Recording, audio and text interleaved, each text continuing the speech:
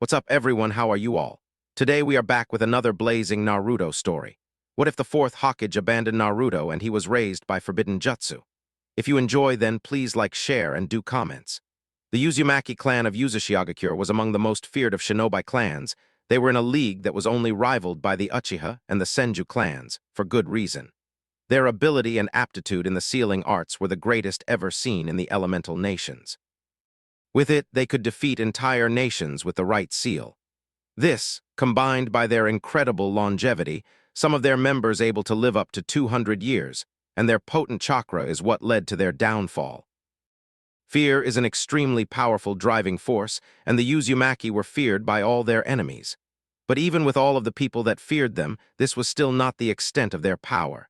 Their bloodline went even deeper, able to access the Rinnegan and a more advanced level of their basic bloodline. But all of this power is what led to their destruction. After the Second Ninja War, Iwa, fearing the alliance of Uzu and Konoha, launched a preemptive attack on Uzu, destroying the village and scattering her few remaining citizens. The once great clan and her village were in ruins. Uzushiagakure and most of its people were destroyed in this one attack. Mito Uzumaki was one such person that survived the attack. She was the widowed wife of the first Hokage, Hashirama Senju. Their marriage helped reinforce the relations between the Senju clan and their distant relatives, the Uzumaki, and by extension the Leaf Village itself. But one of her, if not her most important roles, was the fact that she was the first host to the Kyuubi no Kitsune. After the first battle with Madara Uchiha at the Valley of the End, she used her exceptional skill in Fuinjutsu and sealed the beast into herself. She became the first ever host of the terrible demon. Fast forward several decades, in the waning years of her life, she was forced to choose the next host of the Fox, lest the beast escape and wreak more havoc on her beloved home. The only logical choice was Kushina Uzumaki, because of her unnaturally potent chakra. She was also the orphan princess of Uzushiagakure. Her parents were Heya Uzumaki, daughter of Hashirama Senju and Mito Uzumaki. And Madara Uchiha, although only her mother knew this, and took it to the grave with the destruction of Uzushiagakure. She was on her way to become the replacement Jinchuriki of the Kyuubi for her grandmother so that the beast would never be free, when the attack happened, and was devastated by the news when she found out. But she later put up a strong front when she joined the academy and gained the name Red Hot-Blooded Habanera for her efforts. She grew up happy while she lived with Hiruzen and his wife Biwako Sarutobi of the Sarutobi clan. It wasn't till she was kidnapped and her rescue by Minato Namikaze had she truly started to enjoy her life in Konoha. Then tragedy struck in the form of the Third Ninja World War. The cause of the war was the attack on Uzu. Tensions had finally risen high enough that open fights would start any time Iwa and Konoha shinobi met. Out of the 5 major nations, Iwa and Konoha were against each other, while Kumo and Suna only joined in to gain the spoils of war, and were working on their own, only helping one or the other side when it benefited them. As for Mizu, they had just started a civil war between bloodline users, the rebels, and the shinobi that were loyal to the current Mizukage. Yagura, the Jinchuriki of the Sanbai, the Kyode game. Many legendary ninja fell in war, such as Sakumo Hatake, a man that was said to be as strong as the third Hokage in his prime. But while many fell, others were born, like Minato Namikaze, the future Hokage, known for his sealing knowledge and his tactical genius on and off the field. There were others like Akasuna no Sasori, who became famous with his innovative use of puppets that few had ever thought of. Sadly, it was this war that led him to making his human puppets. Because of this, the third Kazekage had attacked him but was killed in the process. Eventually, the war ended when Minato turned the tide of the war with his infamous Hurricane no Jutsu. As the war ended, Kushina was ready to finally have a serious relationship with Minato, as they were soon married later that year by Hiruzen. The only ones at the wedding were Jirgya, Tsunade, Biwako, and Hiruzen, who was marrying the couple. They were married a year before the happy couple found out that Kushina would be having twins, one boy and one girl. Path of rebirth. Through all of this, the Kyuubi was awake and watching, waiting for an opportunity to get free from the second prison it found itself in. After over a decade of trying to escape, it stopped trying to use force and sat, well hung around waiting for even the smallest of opportunities to be free. It saw a chance at entertainment, and hopefully, if the odds were in its favor, a way out. When it sensed the twin children growing in its container's belly, it decided to make the children stronger. Because while it would never admit it out loud, these 2 young ones were its children too in some way. So the Kyuubi did the one thing Kushina did not want. It sent its chakra to the embryos. Once it was able to spread its chakra through the two, it went through the genetics of both and found that they had the genetic codes of the three descendant clans of the Rikudo Sennin. Kyuubi also found that the Namikaze had a bloodline that gave the recipient a very high level for understanding how Jikyuken worked. The Kyuubi knew that even with its massive chakra stores, it would take most if not all of its energy to just unlock the potential to use the bloodlines in one of them. It started with the boy to give it a fighting chance, knowing that if it did escape it would most likely end up in the girl, as was the tradition. By the time Kushina went into labor, it had only finished the boy's genetic makeover and had only just got started with the girl's Uzumaki bloodline, only able to awaken the basics of it. As all of this was happening, the village in the Leaf thought that they would be at peace for a long time. Why wouldn't they? They had just won another war, and they would be right till the night of October 10th. As Kushina gave birth to her first child, a boy that was quickly named Naruto, he had a pale skin tone and a tuft of dark blonde hair with a few streaks of crimson red in it. The seal weakened. While this was happening, an orange-masked man hid in the shadows waiting for the best time to strike. As the second child was born, he saw his chance. The second baby was a girl that the parents lovingly named Narumi. She had pale skin tone and red hair the same shade as her mother. This was when a man decided to attack. Just as Minato was about to stabilize the seal, two unmistakable cries of people dying ripped through their ears. "Biwakosyeme, Taji?" Minato roared. His attention was grabbed by a new person who had somehow bypassed the guards and the barrier, wearing a hooded black cloak and an orange mask with black stripes and a single eye hole where the right eye should be. He was holding Narumi in his arm, one arm prepared to strike her. "Yandere Hokage, Minato. Back away from the Jinchuriki or your daughter dies at the ripe age of 1 minute." Minato's eyes narrowed as two thoughts ran through his mind. How did he break through the barrier? Who the hell is this guy? The blonde Hokage was about to move to attempt to rescue his newborn daughter when Kushina moaned as the Kyuubi began to push for its freedom from the seal on her exposed stomach. "Kushina!" he cried. "The seal's not done," he thought. The masked assailant produced a kunai in his left hand and threatened the Hokage once more. "Back away from the Jinchuriki, or don't you care if your daughter dies?" "Hold it, Jay, just calm down." Minato pleaded, raising his hand up in a reaching gesture as Kushina experienced another wave of pain. Then, to Minato's much growing fear, the man threw Narumi into the air. "You should take your own advice, Minato." "I'm perfectly calm," the man berated. "Narumi," Kushina cried while her husband's gaze turned absolutely murderous as the wailing newborn started to fall and the man drew a kunai out in preparation for an upwards thrust. The next moment, Minato had Narumi in his arms as he rested his feet against the wall behind his attacker. "You live up to the Kiri Senku moniker, but what now?" the man quipped with a backwards glance. Minato glanced down, seeing smoke flow up from the bottom of the baby blanket, and he recognized the flow as that of multiple paper bombs. A quick movement of his hands later and Minato separated the child from the impending explosion. "Minato? Narumi?" Kushina cried when she noticed the man in her life and her newborn daughter disappear. She turned and looked at the stranger angrily while holding onto her son close to her and said, "Don't you dare harm my son." The masked man cocked his head to the side and replied while walking over to her, "Why would I hurt a little brat like him?" He then picked up baby Naruto and put him in the crib that was to the side of the birthing table. The next thing Kushina saw was his head landing on her solder and the feeling a twisting sensation before everything went black. The house went up in fire and smoke as it exploded, and Minato, using his body to protect his and his wife's baby as they were thrown away from the blast. "Thank Kami you're not hurt." Minato breathed a sigh of relief as he caught his breath while sitting on the ground, cradling the shrieking infant who obviously did not like all the jostling. "Ow!" Minato winced as he finally registered the pain of a small piece of wood that had embedded itself in his lower right shin through his pants and wrappings. He plucked the wood out, and his mind was already trying to figure out why they had been attacked. "He's after Kushina. He forced me to use my Hurricane no Jutsu to separate us. Gotta hurry." He used his Hurricane once more to get Narumi to another house. He then quickly placed Narumi in the bed-sized crib and wrapped a blanket around her. "You'll be safe here," he mentioned, although he may have been trying to reassure himself. "You'll wait here on your own for a bit, Narumi. I've got to go save your mom before it's too late and see where your brother is."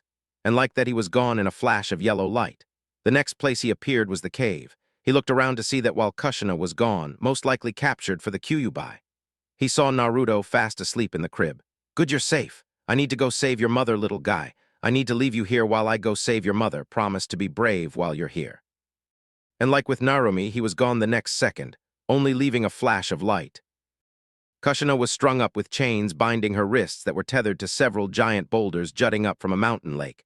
Kanji were drawn around 4 vertical pieces of stone and along the chains, forming a seal, as the seal on Kushina gullet spread so that it began to manifest itself on the lower portion of her face. In her weakened condition, she was forced to kneel on another stone as the cloaked man stood before her, and she pried for information. "What are you after?" "I came to rip the Kyuubi from your stomach and use it to crush Konoha," the man answered. "What?" The shock caused by his answer stopped her thought process cold. Minato's teleportation jutsu uses a special marking that lets him instantly move from one marking to the next, the man continued. "I see he's incorporated it into the design of your seal." The man's head lifted, and in the eyelet of his mask, a fully mature 3-tomo Sharingan was revealed. "Also, he would always be there to protect you, but I managed to get away from him. And the seal has been greatly weakened from the birth of your twins. Do you have any idea how long I've waited for this moment?" Realization began to dawn on the new mother, and her eyes locked with the Sharingan as it peered into her, allowing the man to enter the seal's inner construct, where the Kyuubi was bound by chains to a large ball with each of its tails staked along with its torso and paws. It tried to fight off its assailant's genjutsu, but in its weakened state from upgrading the 2 children and trying to get free, the Sharingan easily prevailed, and its slit eyes reflecting the Sharingan, the indicator that the man's control was a success. The chains began to melt, and the stakes disappeared, allowing the fox's chakra to manifest as a chakra cloak around Kushina, who screamed in agony when the fox began to emerge from the seal. Her captor brought his right up in a hand seal and uttered his first command to his new beast, "Come forth, Kyuubi no Yoko." With a roar that shook the heavens, the full form of the beast emerged from its host. Below, the man turned from Kushina, who had collapsed now that the chains were no longer holding her up, and he commanded once more, "We head for Konohagakure no Sato." Stop," a severely weakened Kushina squeaked out. The man did stop and turned back in slow surprise. "The Uzumaki clan is really something special. Even wrenching a biju from your body didn't kill you right away." The fox above growled, and the man spoke once more, mentally commanding the monstrous fox to smash the woman. "It's only fitting for the Kyuubi to kill its former Jinchuriki." And just like that, the fox smashed its paw down where Kushina was laying, sprawled across the rock, unable to move.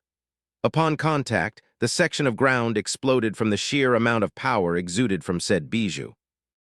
As the dust settled, Minato was crouching on top of a large tree, cradling his wife against himself. "A small glimmer of hope," their enemy scoffed, "but it's too late." "Minato," Kushina huffed and struggled to speak, "are Naruto and Narumi, are they okay?" The yondaime smiled down at her. "Yes, they're fine. I hid Narumi somewhere safe and Naruto is still in the delivery room."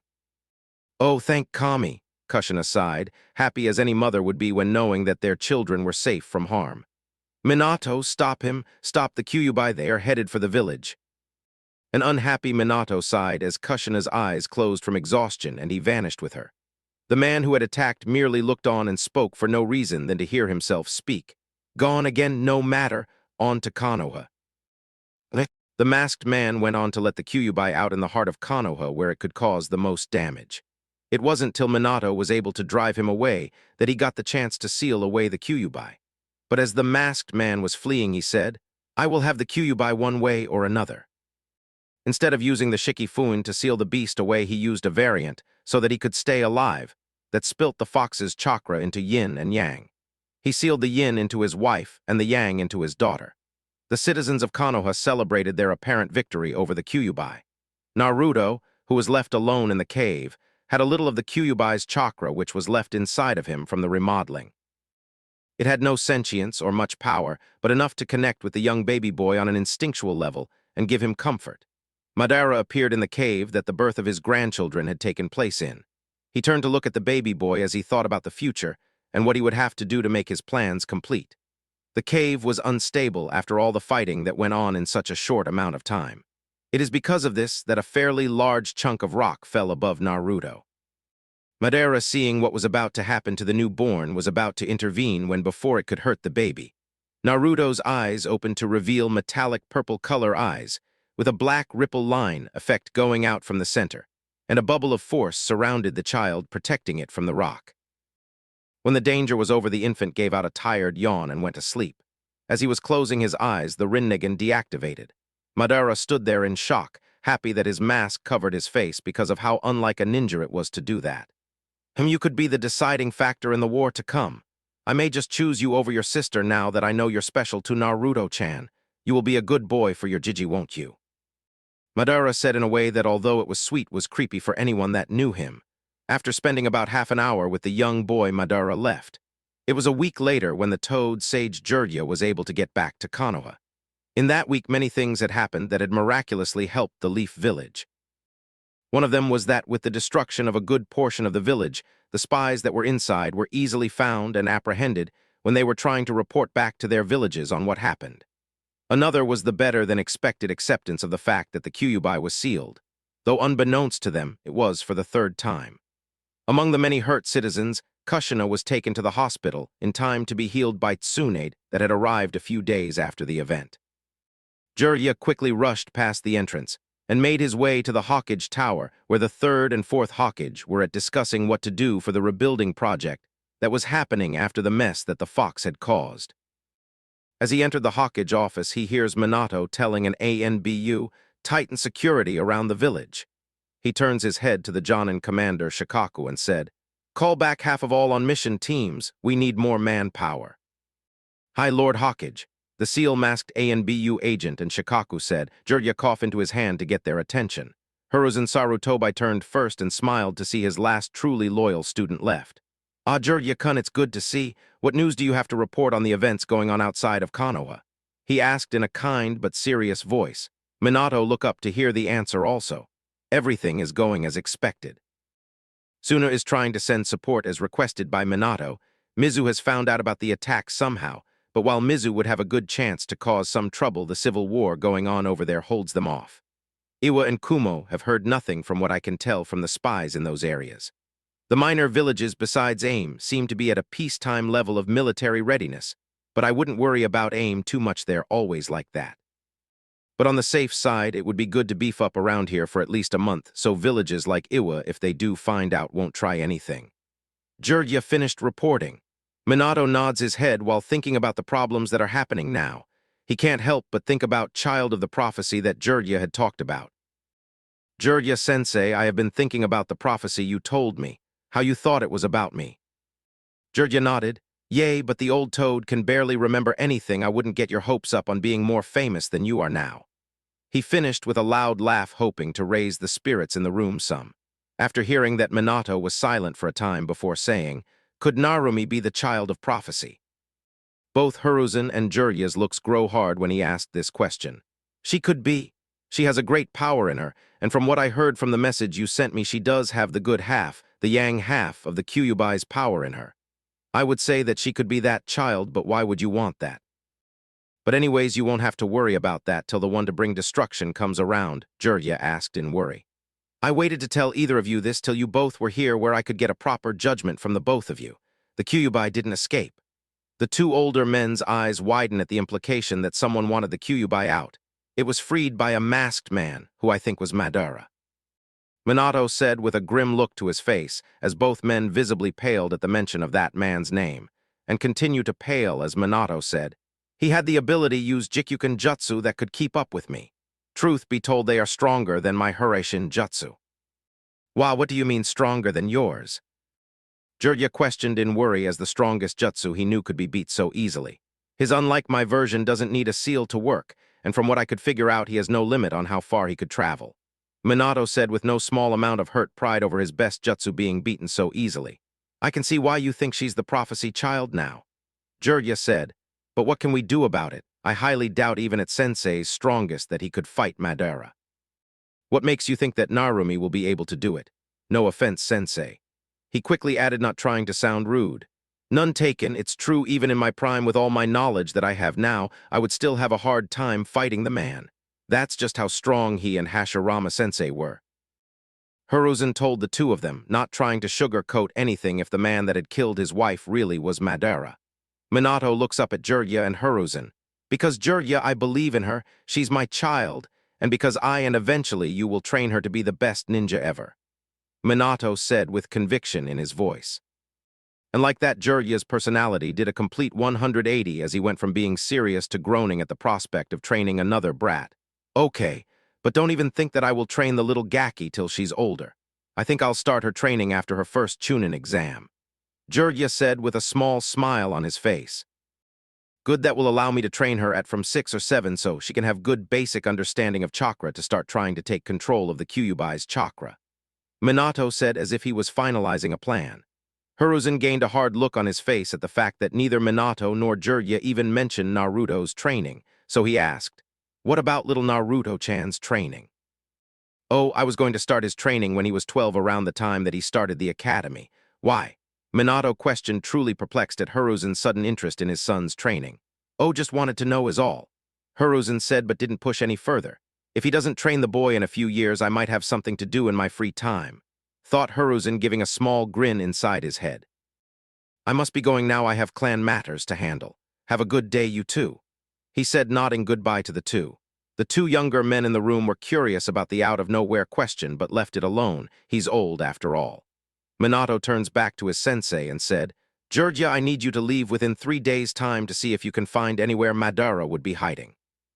"You got it. By the way, how are Kushina and the kids doing?" Jirya asked. "They're doing good. Kushina is at the hospital now recovering from the Kyuubi being taken and then being put back in her. The kids are there with her. She won't let them leave her sight." Minato said with concern and finished with a chuckle. "I'm sure she will heal up just fine. She is after all in Uzumaki." Jirya said reassuringly. "I might as well think about something new to write while I have a break. I'm not getting money from my first book." Jirya said with a sigh. "It's okay, I know you will think of something to write about, Jirya-sensei." Minato says with a good-natured smile. Jirya laughs and says goodbye as he hops out the window so he can go relax at the hot spring, neither knowing that day was the birth of the Ika Ika book. In a city that had constant rain, in the city's tallest tower sat 2 people. One male and one female, both wore black chin-length collar cloaks with red clouds outlined in white. The male had spiky orange hair with 6 black metal studs in his nose and 7 in each ear. His eyes were the same as a special newborn baby's eyes, the Rinnegan. The female had blue hair done up in a bun style on one side of her head. She had orange eyes, blue lipstick, and eye shadow. She also had a lip piercing. Both people had blank looks on their faces. "When did he say he would be here, Pain-sama?" questioned the woman.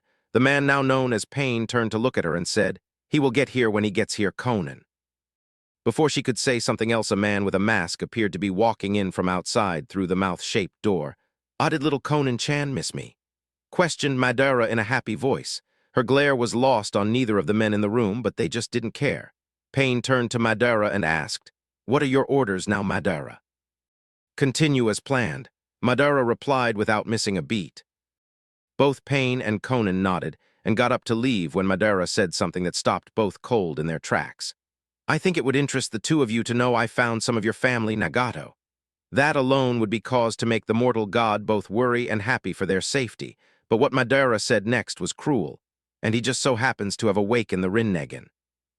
Both people leaving whipped their heads around to find out more information, only to see Madara teleporting away in his own personal way, laughing like the only man that got a joke no one else heard. T has been 6.5 years since that faithful night when the 4th Hokage sealed the Kyuubi into his newborn daughter Narumi. Naruto and Narumi are both 6 years old. Narumi looks just like her mother did as a child, having long red hair that reaches her mid-back, pale white skin that she got from her father, and she has a round face like her mother. She usually wears a mesh undershirt with a spandex workout suit over it, an orange female shinobi outfit, and finally the standard issue ninja sandals. 1. Naruto has changed from what he first looked like as an infant, to the point some people had wondered if he was even Minato's son. His once spiky golden blonde with crimson-streaked hair had changed to pitch black with dark crimson, almost blood-colored highlights, and instead of being spiky like his father's, it laid down more. 2. He had a good tan from being outside training or just walking in the forests around Konoha. He, like his sister, wears a mesh undershirt, a black gi top and bottom that was made to be worn out with red lining, a gi belt that was black on red, and standard issue ninja sandals. 3. At the Uzumaki/Namikaze house, there is a training area in the backyard. Narumi is training to bring out her chakra for the first time. "Tusan, I did it!" Narumi happily shouted as she jumped up and down. "I did it, I did it!" She repeated again. "That's great, dear." Minato says. Minato was a 35-some-year-old male with spiky pale golden blonde hair, light white skin tone, and a muscular build. His outfit has not changed much in the last 6 years. He wears the Jonin flak jacket, a sleeveless navy blue turtleneck with black arm warmers held on by bands. He has on ninja pants with a hip pouch for kunai, and he has his ankles bandaged with shinobi sandals on. Narumi smiles even wider than before and asked in an excited voice, "What is the next step, Tusan?" He can only chuckle as his daughter acts like the little kid she is.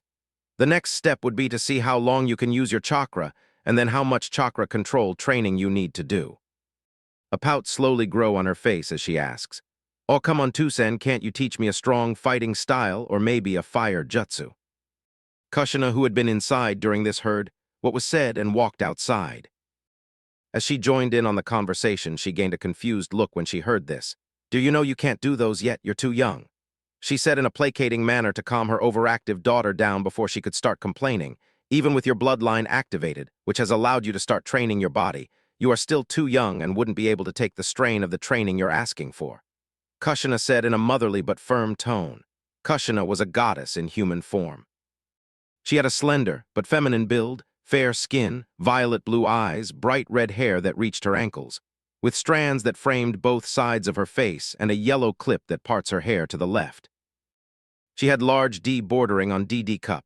She has a thin waist and hips just the right size, along with a perfect ass. She usually wears a high-collared, sleeveless, loose-fitting dress with a green apron over it, a black band on her left wrist, and standard shinobi sandals. She had what appeared to have stopped aging and looked 28 thanks to her bloodline, and though it could not be helped, it had caused some minor fights between her and Minato, because while she looked young, he looked older each year. Minato hears the threat and laughs nervously. "I was just about to say the same thing to her," he says while lying through his teeth. That's what I thought you were going to say." She then switches back to a happy mode and asks if anyone has seen Naruto. She frowns when both look at her and shake their heads no. 5 minutes earlier, Naruto was watching his family interact with each other. He had hidden himself in a clearing in the woods in such a way that while he could see everything that was happening in the training area, his family could not see him. Naruto had asked on many occasions if his Kasan or Tusan would train him with Narumi. He thought it was fair, but he didn't understand why Minato always said that they had to train his sister because she was special while he wasn't ready. His mother, though, said he didn't need to worry because when they reached the right age, she would start training him along with Narumi, when she felt they were both ready. It was this lack of caring for his son in the most basic of areas for a ninja that started to split the family apart with Minato and Narumi on one side and Naruto on the other, with Kushina in the middle having to play peacekeeper. This is what really forced Naruto to only care for his mother. It wasn't till a few months ago that Hiruzen started training him without his parents' knowledge. Naruto and Hiruzen-sensei had agreed to keep everything under wraps. Even now he was training with a cage-level chakra control exercise, something that Hiruzen called the Enlightenment Jutsu, to understand his chakra on a level that only a few shinobi of the strongest caliber had been able to accomplish. Even though few knew about the training exercise, fewer knew that one had to be well in tuned with their chakra to be able to accomplish this feat. It was for that reason that Hiruzen had made him do nothing but chakra exercises for 3 months. His training really picked up when he learned the Kage Bushin no Jutsu and was able to make up to 5 clones from the start. From what Sarutobi said, he was getting closer and would master the Enlightenment exercise soon. He stopped his exercise when he heard his mother ask Narumi and Minato his whereabouts. He couldn't help but sigh as he had to deal with his mostly annoying family again. "I'm here, Kasen, what do you need?" He asked with a smile on his face, but it was hard to tell if he was truly happy with the calm but cold, childlike voice of his. This was one of the only things that upset Kushina about her son, was the fact that she couldn't tell if her child was happy. "Oh, there you are. You keep popping up when I least expect it," Kushina said as she put a hand to her chest. taking a calming breath after she yelped in surprise at the fact that he was able to sneak up behind her. It didn't help that Narumi jumped and screamed at his sudden appearance. "Where did you come from, Nick-chan? Don't scare me like that," Narumi said in a loud voice. Naruto took a quick glance at her but then ignored her as he looked up at Kushina again and politely asked, "What do you need, Kasan?" While she was sad that her children did not get along, she knew ultimately it was her and Minato's faults, so she replied, "Hiruzen is expecting you this evening for your regular talks. You need to hurry up or you'll be late, Sochi." Naruto's eyes widened. I must have been too focused with the meditation. He looked at her thankfully. "Thank you," he said in a grateful voice because he truly had forgotten what time it was. "I need to be going. See you later." As Naruto was roof-hopping to the Sarutobi compound, he couldn't help but think about what had happened to lead him to being trained by the ninja called the Professor that knew more than any other single shinobi. A man that was called the God of Shinobi, a title only given to one other man because he was so powerful. Flashback 3 months. Naruto had finally gotten tired of being ignored by his father for training, so he decided to train himself. It started out with him taking scrolls and books out of the family library, but even with him being a genius by anyone's standards, he was still a 6-year-old boy, and without someone to train him, he could hardly understand, much less do any of the complicated jutsu that he was reading. So he started going to the shinobi and civilian libraries so he could work his way up. He knew that it didn't have much in the selection of choice in these libraries, because they were meant for clanless shinobi that needed help. It was during the 2 months it took him to reach a 5-level journeyman status in Fuinjutsu that he learned to love genjutsu. It was here that he fully understood that besides basic strength, building exercises, and Fuinjutsu training genjutsu was the only other skill he could learn without hurting himself in the long run. He learned fast, and in his opinion it was the strongest chakra-based skill besides Fuinjutsu for a real shinobi. Currently inside the village, only the Uchiha and the Kurama clans were naturally good at genjutsu, with the Kurama clan giving birth to a member every few generations that had the ability to make others inflict pain onto themselves through genjutsu thanks to the demon Ito. There was one person that excelled at genjutsu that was not from a clan, and her name was Kurenai Yuhai. She was a master at set, genjutsu, and an expert in freeform. Some say that she was a genius at genjutsu not seen in a long time. For the next month he had taken a passion for sealing and illusions equally, contributing it to his mother's side of the family on both accounts. While he knew that Fuinjutsu could do just about anything, he needed somebody to learn from to progress to a better understanding of the art to continue on his own. He wanted his mother to teach him, but she said she would start teaching him once he was 8. It was the same with genjutsu. Without someone to teach him, he couldn't learn the complexity that genjutsu had without taking an even longer time to master it himself. But he did know one thing: genjutsu took control, so he did exercises while learning what he could form the shinobi library. But even with the strength of these arts, he need diversify. That's where his current dilemma came from.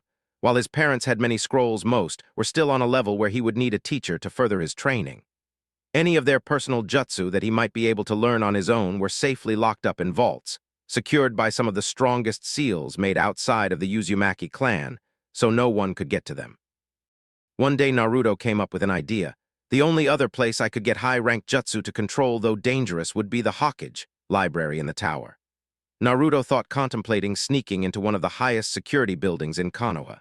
After a few hours of thinking about what to do, he gained the resolve that a 6-year-old should. That night, 1:26 am. As night fell, Naruto made his way into the heart of Konoha to the tower and used his barely trained sensor abilities to see where the guards were. He found that the only ones on the outside of the building were the ones at the front door and at the back entrance. They were only Chunin-level shinobi at the most.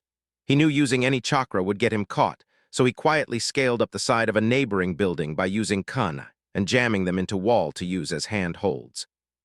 When he was sure that there was no other shinobi patrolling the area, he took a running start before adding the barest amount of chakra to his legs and jumped over the wall that protect the tower from outside treats. As he was falling, he tucked himself into a ball so that as he hit the ground with as little force or noise as possible so as not to alert the guards. He rested for a few seconds to catch his breath and thought, "Okay, first step done. Now I need to get into the tower. It would be bad to go in through the top just in case they have more ninja stationed there. I could try the scaling the building till I get to a walkway, then go from there. Yes, that is the best option." His mind made up, he found one of the few pipes on the outside of the building and started climbing. When he reached the end of the pipe, he was a few feet below a landing. Naruto easily jumped the last 5 feet where he grabbed hold of the rail and pulled himself up over the edge. Once he was safely on the landing, he went to the door and found it locked with a standard issue chamber that was easy to pick if you had at least some skill. Once he picked the lock, he ran down the empty halls of the tower wondering if the village was really this arrogant to leave the seat of power in Konoha unprotected. As he arrived on the floor of the library, he heard people coming down the hall and raised voices. Thinking quickly, he jumped on the wall, attaching himself to the ceiling where he suppressed his chakra to his lowest level. As he hid in the shadows provided by the ceiling, he watched as 2 people came around the corner. One was Hiruzen Sarutobi and the other an ANBU. "I'm telling you I heard something down here, Sarutobi-sama." Hiruzen was silent for what felt like forever to Naruto, and then finally he said, "Leave it alone. Can't you feel that no one is even here?" Hiruzen was an old man in his 60s with dark tan skin, white gray hair, and liver spots on his face. He wore the Hokage cloak, but underneath he was wearing full body armor like he was all the time. When asked why he did, he would always say, "Better to be ready for anything than nothing." "Yes, sir, I will report back to guarding your office." The ANBU said in an emotionless voice that had the tiniest hints of shame that he brought the older male when he didn't need to. When both Soliter and Old Commander left, Naruto waited for a few more minutes before falling down from the ceiling and started making his way to the Hokage library. There it was, the few and no show Scroll of Seals. Naruto had heard about it from passing when his parents talked about jutsu that were too dangerous they were put in it. Because of this, the scroll of jutsu the Hokage's past and present had forbidden, either for the caster's safety or for personal reasons it had to be protected. He knew that he wouldn't have much time to look at the scroll without the risk of being caught, so he brought a scroll to copy jutsu into. As he opened it, the first jutsu happened to be Kage Bunshin no Jutsu. As he read the description, he saw the jutsu for what it was really worth and copied it down. While going through the scroll, the only other jutsu that he found interesting were Kuchiyos, Edo Tensei, which allowed one to bring back the dead. The others, while strong in their own right, were jutsu that only the Hokage that made them could really perform. Before he could write any more than the Kage Bunshin no Jutsu down, he felt a hand on his shoulder and jumped into the air a good 4 feet. 2:09 am. Hiruzen was watching the whole event play out. He was really impressed that Minato's boy could get this far without being caught, as he tried to steal classified secrets that were meant to be guarded by the Hokage themselves, which is why he was in charge of the Jutsu library till he wanted to retire. "Well, it's about time I put a stop to this and find out why the hell he even tried doing something so stupid," he thought. He walked out of the shadows that he had been hiding in and walked silently behind Naruto. As he put his hand on the boy's shoulder, he said out loud, "So you mind telling me what you're doing?"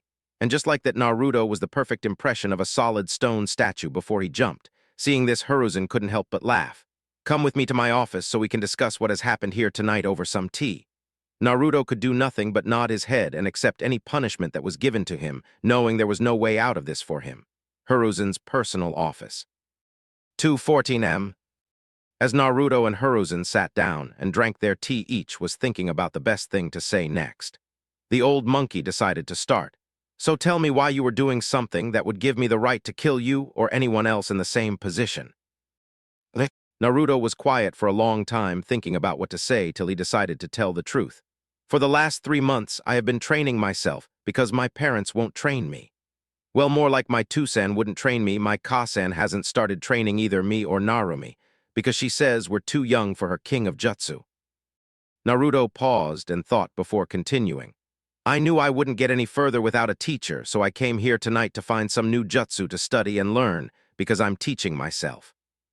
Hiruzen had a thoughtful look on his face as he remembered the promise he made to train the boy if his parents didn't. It wouldn't be a bad idea to train him. He was able to get in here undetected means he has at least Jonin level in stealth and evasion, and from the way he's talking he sounds like he at least knows the basics of all the basic 3 shinobi arts. I need to find out his skill level soon. He has a lot of potential. He may even be the next Kami no Shinobi. He smiled at the thought of passing on his legacy. Hiruzen looked to Naruto for a few seconds before he asked, "You said that you wouldn't have stolen from the Hokage's library if you had a teacher to teach you. Am I right?" With a bewildered look on his face at the random question, Naruto could only nod his head, unsure where this was leading. Well, how about I teach you? And as he said this, poor Naruto was in an even bigger case of shock. I would be honored to have you as a teacher, said Naruto, showing true happiness for the first time in many months to a person besides his mother. But why would you want to train me? I thought I would be in trouble or at the very least not get a teacher till I was in the academy. Well, if you think you should be punished, I will train you twice as hard, till you could beat my students at the same time in their prime, said Hiruzen in a faux serious voice that didn't work that well with the kind-hearted smile on his face. Naruto couldn't have hoped for a better outcome than to be trained by one of if not the strongest ninja in at least 3 different generations. He couldn't repeat himself. I would be honored to be trained by you. Naruto, I need to know what level you are with your training at this time, so I know where to go from here. Hiruzen asked. Well, I have been doing some basic physical exercises to get my strength up for when I start my Taijutsu training. I think I'm at a genin level of genjutsu, maybe higher, just because I have only tested it on civilians. I haven't tried ninjutsu because I don't know my element yet. The only other area I have any knowledge is fuinjutsu, and from the seals I have been able to do I'm at a level 5 journeyman. Naruto finished explaining his skills to his new sensei. His fuinjutsu is extraordinary for his age, even for an Uzumaki's growth when it comes to seals. And with the Uzumaki bloodline unlocked, he would be able to train without any lasting damage, not to mention that he says he is at least as good as a genin in genjutsu. Probably doesn't know that to be even that good a genjutsu at this age would mean his brain was already highly developed. He might be good at different type of mind arts like the Yamanaka clan. Hiruzen thought on Naruto's skills for a little while before asking the boy a question. Would you do anything I told you to do to become strong, no matter how challenging the task may be? The old man asks to see how strong the boy's will of fire was, so to speak. Yes, I have the will to take on anything you throw at me, Naruto said with conviction in his voice. Hiruzen looked at Naruto before saying, Naruto, I need to make something clear to you that I had to find out the hard way in life. The will of fire doesn't mean protect this village and your friends and you will be strong. It doesn't even mean work as a team to be strong. It is the willpower people have to do what they dream of. When he saw how hesitant Naruto was on the concept, he decided on a more direct approach with telling him, what most people want to forget is that past all the kind eyes, the kind words, and the kind act that the Senju did. The Senju clan, who were once called the kindest clan in all the nations, were still shinobi. They still killed others for what they thought was right. The will of fire, in its truest meaning, is to have a will strong enough to do anything you must for what you think of as right. Naruto sat there thinking about what his new sensei said. I can understand that. When I heard my parents or other adults say things like only the good and noble are strong, I couldn't help but think about the bad guys like Madara Uchiha who abandoned his clan. He was said to be evil, yet he was nearly as strong as Hashirama, both of which could destroy entire villages with a few well-placed jutsu. Good, you understand it then. Naruto, you must know I tell you this not to hurt your trust in the village, but because you need to understand how the world is run, by the people with power, and usually they are the ones with the strongest wills. Simply put, Naruto, if you want to make a world that better than this one, you will have to fight for it, and you can't let morality stop you. Hiruzen said. It was at this moment that Naruto knew he could not be an idealist like his father or the other Hokages had been, believing that people were ultimately good. But as he thought about the people in the village, he knew deep down that people were bad and rotten inside. There were some exceptions, like always, but too few to even matter. Good, then, starting tomorrow, we will start your training.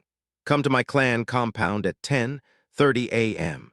From now on, I don't want you sneaking around the tower to get scrolls. You have my permission to use the library here to better yourself. Naruto gained a look as if he was allowed to play forever in his personal toy store. Then Naruto looked confused about something before asking, Hiruzen-sensei, if the Hokage is supposed to keep track of the library, then why are you doing it? Hiruzen was actually surprised that he was perceptive enough to pick up on that. Well, Naruto-chan, once you become Hokage, you hold that position until the day you die. So when I gave the hat over to your father, he took all the work from me. But when the Kyuubi attacked, there was simply too much to do for him, so I came back, and we split the workload to give him some room to do what needed to be done. After a while, it just kind of stayed this way, and I'm working till I want to stop. It just so happens that some of the things I'm tasked with are village internal security and keeping watch over the library and the archives. As he answered, he saw Naruto nodding head in understanding. Now why don't you give me what you copied down from the scroll so I can see what you can use? Hiruzen asked, his hand outstretched. Naruto gave him the scroll but said, "I only had time to copy the Kage Bunshin no Jutsu and look through the rest." Well, the Kage Bunshin is perfect for you as it was made by the Uzumaki clan. What else interested you, Naruto-chan? He asked. Well, the Kuchiyos, Edo Tensei did. Imagine being able to bringing back past shinobi and having them teach you things they knew. Naruto said, Naruto, you do know the conditions for that jutsu, right? Hiruzen asked, worried that they might have another Orochimaru in the making. I do, but I think it's really useful, and if I couldn't use it safely, I still think I could make the jutsu better for others to use. Even if I couldn't do that, I could always make other jutsu and seals from it using the knowledge in its design. Said Naruto. Make it better how?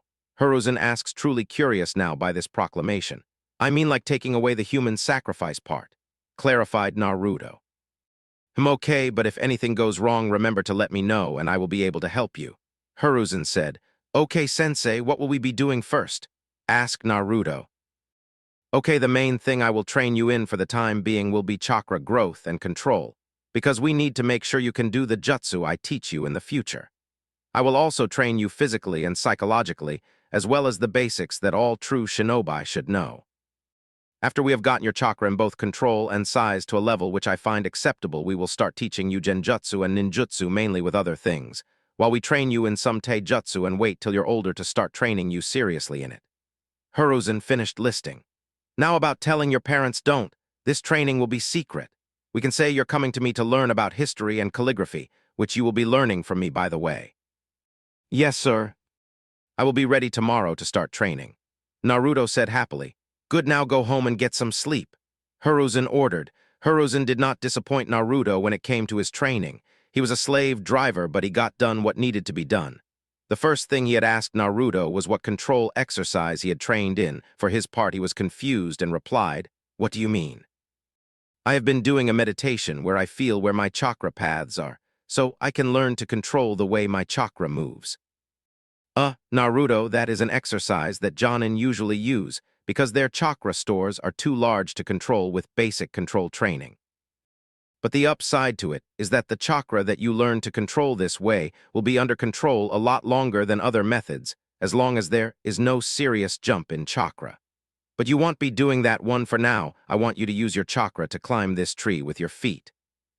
During that week, he did nothing but tree walking and physical exercises, not because it took him that long, but because Hiruzen wanted him to know all the ways he could use this skill. About a week into training, Naruto asked if there was a way to suppress or disrupt his chakra so that he could train his control to a whole new level. The old monkey had the perfect seal for both. It was a variant on the seal called Gajio Fuin. It was made to disrupt chakra like how the Gajio Fuin did with Jinchuriki demon chakra. It had the added benefit to suppress chakra, which was why it was implemented in Konoha prison. It was taught to him by Mito while she had been alive, though she never named it. With it, Naruto could place it on himself to disrupt his control so that while he trained it would be like training from scratch, but the benefit was when released his control and supply would skyrocket. He could keep placing it on himself over and over again to gain both larger chakra stores, but a perfect chakra control the likes of which only someone on Tsunede's level would be able to understand. But his training really progressed when Hiruzen said that he had enough chakra to use the shadow clones. And as he learned the technique, his training went by fast. The next exercise Hiruzen made him do was the water waking skill. The second week, Naruto did nothing but water walking and drills during this time also. Halfway through the week, Hiruzen started teaching Naruto the Academy Jutsu and their uses in battle, that many ninja in the last 2 generations had turned away from thinking them useless. As time went on, Hiruzen went on to teach him other control exercises like the leaf balancing that taught how to split one's focus and how to use different amounts of chakra in different areas of the body. He was also taught the upgraded version kunai balancing. This gave you an edge in battle if you used it the right way. Another one was chakra balancing, where the user learns to keep themselves balanced with the chakra in one's body. Hiruzen had Naruto train in this till it was subconscious that he was even doing it anymore. One of the last exercises he was taught was point control. It was like kunai balancing, but more precise in that it taught someone that instead of using chakra to cover the entire foot to walk on walls, one only had to use chakra from one point to get the job done at lower the cost. After the 2 months of constant training with clones, Hiruzen had finally given him his last control exercise. He warned Naruto that it could be dangerous. He called it the Enlightenment Control and said it would give him an understanding and control to his chakra that few had. End flashback. Naruto arrived at the training ground where Hiruzen was waiting. Hiruzen looked up and said, "Naruto, I want you to get into the meditative position and do your best to complete the Enlightenment Chakra Control exercise today." Naruto nodded to his teacher and sat on the ground. He then crossed his legs and put a hand on each knee. He took deep, calming breaths at first, then slow, shallow breaths as the world around him faded away, and he concentrated totally on himself. When this happened, he arrived in his mindscape. He was confused. He decided to ask Sensei later as he continued. Then finally, even he was gone, the only thing left was his chakra. Once he was finally in the right stage of mind, he first called forth his chakra. He then spread it out over his entire being, keeping it from escaping his body. Once this step was complete, he made his chakra go through his entire body, in every cell in himself. For a brief moment, Naruto saw everything that his body could do and everything he was capable of.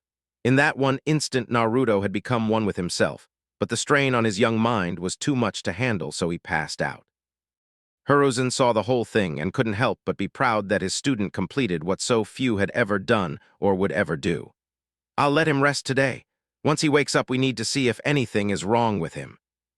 It was mid-afternoon around 4 when Naruto woke up. "Dear God, I'm so tired right now I can't even move to get up," he thought in annoyance. "So you're finally awake, Naruto-kun. How was your nap?" Hiruzen questioned with good-hearted joke. "I'm dead on my feet and I'm so tired right now I can barely move," Naruto said with a tired voice. "Well, that is to be expected. You did just complete a control exercise that usually only the most devout monks or that the strongest of shinobi use to go to an even higher level of understanding," the monkey said with mirth. "Anything you want to ask, Naruto?" Hiruzen asked, seeing Naruto's thoughtful but tired face. "Before I finished the mediation I appeared in, I don't know what to call it, somewhere else, I didn't get a good enough look at it before I continued on with the exercise. There's something else. When I was finishing the enlightenment exercise, I felt like I was one with myself, like I knew everything that I can do, but it's hard to remember all of it." Naruto says, still not moving because of the utter exhaustion. "Well, from what I can tell, it sounds like you went to your mindscape." Hiruzen said, "Tell me, Naruto, what do you know about mindscapes?" He questioned, wanting to know how much his student knew. "I don't know much. What I do know is that mostly ninja with a heavy genjutsu or mental background have them, and the most natural at mindscapes would be the Jinchuriki. Besides that, I don't really know their purpose." Naruto answered to the best of his ability. Hiruzen nodded his head before saying, "That's a good basic answer, and while yes, it's usually known to be used by those people, Naruto, there are others that train extensively to gain the aptitude to accomplish such a task for the benefits it brings." He stopped to see that Naruto, while not looking at him, was still paying close attention to every word he said. Hiruzen said, going into lecture mode, "The reason why people train for it is because it helps organize your mind. By doing this, your memory and processing parts of your brain increase. As you know, we, the shinobi populace, use about 30 to 40% of our brains. There are some that use more, and they are what we consider to be the geniuses. I, for one, use 55% of my brain at any given time. I think you use more, but I wouldn't be able to tell without testing. By organizing your mind through the mindscape, you can raise the basic percentage you use up even higher." By this point, Naruto had forced his head to turn and was paying undivided attention to what his sensei was saying. But besides that, when one has access to one's mindscape, they can build a defense around their minds to prevent intruders like the Yamanaka and Uchiha clans. Also, if it's strong enough, it can keep the user from being affected by genjutsu. There are other functions, but I was never one to go too deep in that subject. Hiruzen finished. "Thank you for the answer, but what about my other question?" Naruto asked. "I was getting to it, Naruto-kun, calm down. The answer to the other question is the true purposes of the enlightenment exercise. It was meant to show you all that you could do, but it was probably too much for your young mind to handle. The second thing that this control exercise gives you is the gift of having better control over your chakra at a subconscious level." Hiruzen said, knowing the benefit to this. "One last question, then I'm done for a while. Why am I so tired right now?" Naruto asked. "You used up a lot of chakra doing the enlightenment jutsu. You probably just need a chakra boost, which I will give you after I give you a once-over to make sure that nothing went wrong," Hiruzen said, as he saw Naruto twitch from the information that he could have been severely hurt from doing the chakra exercise. How badly could I have been hurt, sensei? The boy's attention was directed completely on the danger part as he asked in a tone that reminded Hiruzen of his dead wife right before she kicked his ass. Oh, nothing too badly. You might have gone into a coma for a while or lost function of your body for a month or two, or forever, nothing too bad. Hiruzen said. What little chakra Naruto had left flared up in anger at this news. I could have died doing this and you still wanted me to finish it. Why in all of the 9 hells would you allow this? Naruto's anger was getting the better of him as he was yelling toward the end of his statement. I for one knew and believed that you could do it, and it was the best way to have you understand your chakra. That's what the Jutsu was for. It was you being connected with your chakra on a cellular level. There are some stories where a few people in the Senju, the Uchiha, and the Uzumaki clans could go on a deeper level, but they were mainly from the Senju clan. Hiruzen told Naruto and then on an afterthought said, though there were some outside of those clans that could do it too. Then why can't I remember all of it? Quested Naruto, annoyed that he couldn't recall most of it. Hiruzen took a second before he said, like I said earlier, you were probably too young to take the strain of seeing that and then retaining it, but you subconsciously remember it and that is what matters. Hiruzen said, but before he could continue, Naruto asked, why would that even matter? The old man sent a small glare at his student even if he couldn't see it. It matters because you will be able to use your chakra like never before. Your jutsu will be easier to use because of this. While you still need to train to control chakra and gain larger stores of it, you have already surpassed what I was planning for you to be at for at least a few years. I plan for you to have at least Chunin level in both control and capacity, which you have passed. You now have the control of an intermediate genjutsu user, which will help with that training, and you have the capacity of a mid-level jonin. Even when he was as tired as he was, he couldn't help but smile at how proud his teacher sounded. He waited patiently as his surrogate grandfather walked to him and started to check over him. Seems like your reaction time still works, albeit slow from being tired, he said after hitting reaction points, then went on to the torso and used a medical jutsu check the vital organs. Internally, everything seems fine. Then he went up to the head with the jutsu still active and started with the skull, then the ears and nose, then finally went to the eyes. Seems like the eyes are using more chakra than they should. That only happens when a person activates a dijutsu. Naruto, can you open up your eyes for me? Hiruzen asks with seriousness in his voice. Sure, I think, but what's wrong? Naruto questions, trying to get out of the work because he was too tired. Nothing from what I can tell. It's just that your eyes are using several times the amount of chakra as they should. Answered Hiruzen. Without asking any more questions, Naruto opened his eyes to see a world of black and white. As he looked around, he saw that Hiruzen had a blue-colored body which he had guessed was his chakra, and as he looked up, he saw a large dome over the village with different kanji on 4 different sides. As he was looking with fascination at the dome, Hiruzen almost had a heart attack from seeing the legendary eyes in his student. But it wasn't that he had the eyes, it was the fact that he couldn't see any emotion in his student's eyes that truly frightened him. Hey, Saru-sense, what's the dome over the village? That cleared it up. His student had the Rinnegan, said to be able to see chakra like the Sharingan. He coughed into his hand to calm himself down. I think you have a very powerful dijutsu that goes by the name of Rinnegan, Naruto, my boy. Naruto was stunned as he had heard of the Rinnegan, how it was used by the Rikudo Sennin to make modern ninja. He made jutsu for shinobi to be use, and how he defeated the beast known as the Jubai. What? How is that possible? Naruto asked in shock. Well, it is said that the gods grant the Rinnegan onto people who either save or destroy the world, but me personally, I think it's a genetic trait that doesn't manifest in everyone. Someone might activate it every few centuries, and even then they might not even know about it. Hiruzen finished his thoughts on where it came from. No, I meant how did I get it? Naruto asked again, both annoyed at his teacher for not understanding the question he asked, and a weird mix of giddy and curiosity about the story the very same man just got through telling. Without missing a beat, Hiruzen said, my best guess is that when you did the chakra exercises, that it activated it somehow. Try taking away a little of the chakra from your eyes gradually to see what happens. If we're lucky, you will be able to deactivate them so that no one will see them. Okay, replied Naruto. As Naruto was slowly taking away chakra from his eyes, the pupil grew smaller and he noticed that he could see color again. Yes, I can see in color again. Naruto cheered but stopped when Hiruzen said, But your eyes are still the same, the only difference is the pupil grew smaller. Keep taking more chakra away. Naruto sighed in defeat before continuing again. Naruto started removing chakra even more. Finally, the Rinnegan deactivated. Your eyes have lost the Rinnegan, Naruto. Are there any side effects you can tell?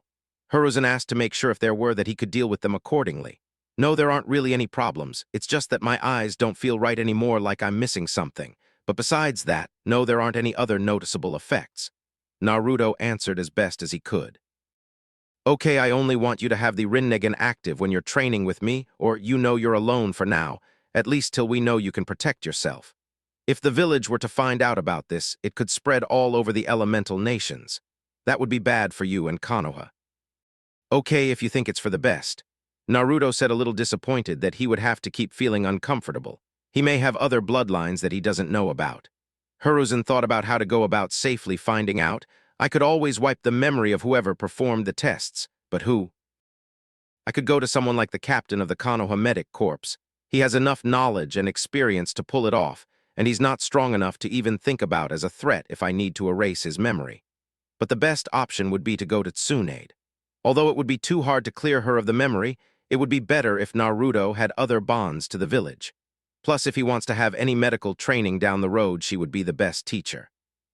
And if it turned out that Naruto had the Senju bloodline, she would support him in the years to come. Satisfied with his plan, he turns to Naruto and says, Naruto, tomorrow I want you to meet me at the hospital at 6 am sharp. I want to see if you have any other bloodlines that need to be trained when and if they activate. Hiruzen finished knowing what the young child was going to ask. Okay, but why would you think I had other bloodlines? Naruto asked. Hiruzen looked at Naruto and thought, I should have known that wouldn't be enough. Hiruzen looked thoughtful before saying, what many people don't know is that Kushina's mother was born from the first Hokage, Hashirama Senju, and his wife the princess and heir to Uzumaki. That's why we should check to see if you have the Senju bloodline.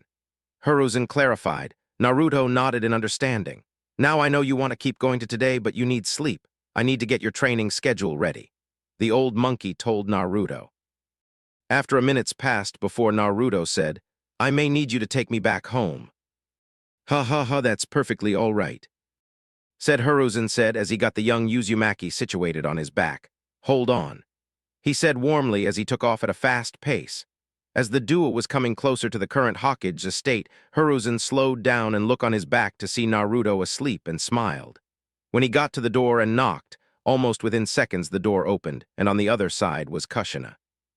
As she looks at who is at the front door, she smiled when she saw it was the third Hokage. Hello, you old monkey, what are you doing here and where's Naruto-chan? She questioned the older man of the two. Hiruzen looks on with confusion at her worried attitude. He's right here behind me on my back. Truthfully, he fell asleep and I didn't have the heart to wake him up, so I decided to carry him back, said Hiruzen with a quickly made half-truth. That's good. I thought he was hurt or something. Kushina then hesitated for a second, deciding if she should ask her question before she made up her mind. Sarutobi-sama, I'd like for you to train Naruto in the shinobi way, she said as she bowed to him. Now if he was confused before, he was downright bewildered and had a WTF look on his face. But he recovered quickly. I wouldn't mind doing that at all, he is an amazing kid.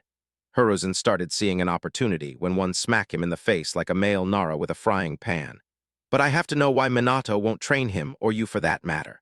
From what I've seen, it is Minato who has really taken over Narumi's training, leaving you open to train Naru. Kushina gained a look of hopelessness and shame. I want to, but of all the things I know are really meant for a Jinchuriki, or someone of an older age. There would be very few jutsu that I could teach him now, and I want to wait for Fuinjutsu so that I can teach them both. I've been a demon vessel since I was a child, and all the things I've learned are for really heavy frontal assault teams. Then after that I really couldn't train him anymore till he awakens his bloodline, and that's only if he does, and I want to wait for him to get a little older before teaching him seals and sword play, she said sadly. And the only reason I'm not training him in the basics is because Minato is hell-bent on believing that Narumi is the child of the prophecy. So he won't let me go too far away from her in case something bad happens with the seal holding Kyuubi, while he trains her to use the Kyuubi, which won't be for a few more years. She continued talking, but with an edge of intense anger bordering on the level of hatred as she spoke her husband's name. I understand now, thank you, but why me? Hiruzen said, feeling happy on the inside that at least the boy's mother was watching out for him. What he was expecting was not the answer that Kushina had in mind to make. Why wouldn't I want you to train him? You're one of the best shinobi in history. Besides that, I'm trying to be fair with my children. At his questioning look, she continued with, "What, when one of my children gets a Hokage to train them, then I will try my best so that the other one sure as hell gets a Hokage to teach them too," she said with happiness in her voice as she looked at Naruto. "But why you? Well, I could have gone to any other Jonin in the village, but that would get back to Minato, and I doubt he would let it continue. You have been seeing my son on an almost daily basis anyway with his lessons, so Minato won't find anything wrong with him going to you if you did train him." Kushina finished, and for one of the few times since he knew her, Hiruzen was reminded that she could be just as deceitful as him or Danzo when it came down to it. "Okay, I promise to train the child as I see fit. There are only two conditions. One, that you don't tell Minato about this, and the second is that I ask you train your son in Jutsu whether or not you think he's ready," the man said, knowing that he had just gotten himself a full-time student. "That is a fair deal, Hokage-sama, but what should I teach him for seals?" she asked. "Anything you think he is capable of at this time. The only thing I ask is that you do not hold back on him when teaching him seals," Hiruzen clarified. She nodded her head. "Thank you. I'll take him from you now. He should be in his bed if he's this deep asleep," she said as she took hold of Naruto and held him closely to herself. "You're welcome. Have a good night to the both of you," he said before leaving. Kushina closed the door quietly so not to wake Naruto as she carried him to his room. As Kushina laid Naruto down on his bed, she said, "No matter what happens, Naruto-kun, I will always be there for you." She finished this by kissing him on the forehead. As she left to go to bed herself, Naruto opened his eyes and smiled before going back to sleep. Later that night, Hiruzen could be found making his way to the Senju clan compound. Currently, the compound that used to have hundreds of the clan had only two remaining occupants. One was Tsunade Senju, the granddaughter of Hashirama and Mito, and Shizune Kato, Tsunade's only student. As he made it to the clan's gate, he sent a pulse of chakra into a seal that would alert someone in the house that there was someone outside. The seal had been changed by Kushina a few weeks after being left out of the hospital to set it to Shizune's bedroom, so she would be able to get the door without her master waking up. She was regretting that now. What kind of person come to a house in the middle of the night? She said even though she knew both her and her master were still registered ninja of the village. Once she got to the door, she looked out the peephole to see who it was. When she found out it was Hiruzen, she quickly made herself presentable before opening up the door. "Hiruzen-sama, what can I do for you tonight?" she asked respectfully. "Ah, Shizune-chan, it's good to see you, but I need to talk to Tsunade tonight," he answered kindly. "Oh, okay, that will take a while. Come in and let me get you some tea before I go get Tsunade," Shizune offered. "That would be fine, thank you," he said as he sat down in the large living room of the main house of the compound. Shizune went to the kitchen and made some tea and then came back with 3 cups filled with a hot beverage. "Here's the tea. Relax while I go get Tsunade for you, Sarutobi." More time passed as Hiruzen listened to Shizune try to wake up Tsunade, then hearing a loud crash followed by cursing that would make a sailor red in the face. It all went quiet as what he assumed Shizune told her who was there. A few minutes of waiting for Tsunade to no doubt get dressed, before he saw her walking down the hallway with Shizune following behind her. As Tsunade came into the room, she was wearing a loose-fitting robe and sat down. Hiruzen could see how tired she was. "What can I do for you this late at night, sensei?" she asked with blurry eyes. "There may be someone of your clan left, Tsunade," Hiruzen said, not beating around the bush. Tsunade stopped cold. She knew the difference between her sensei saying clan compared to family.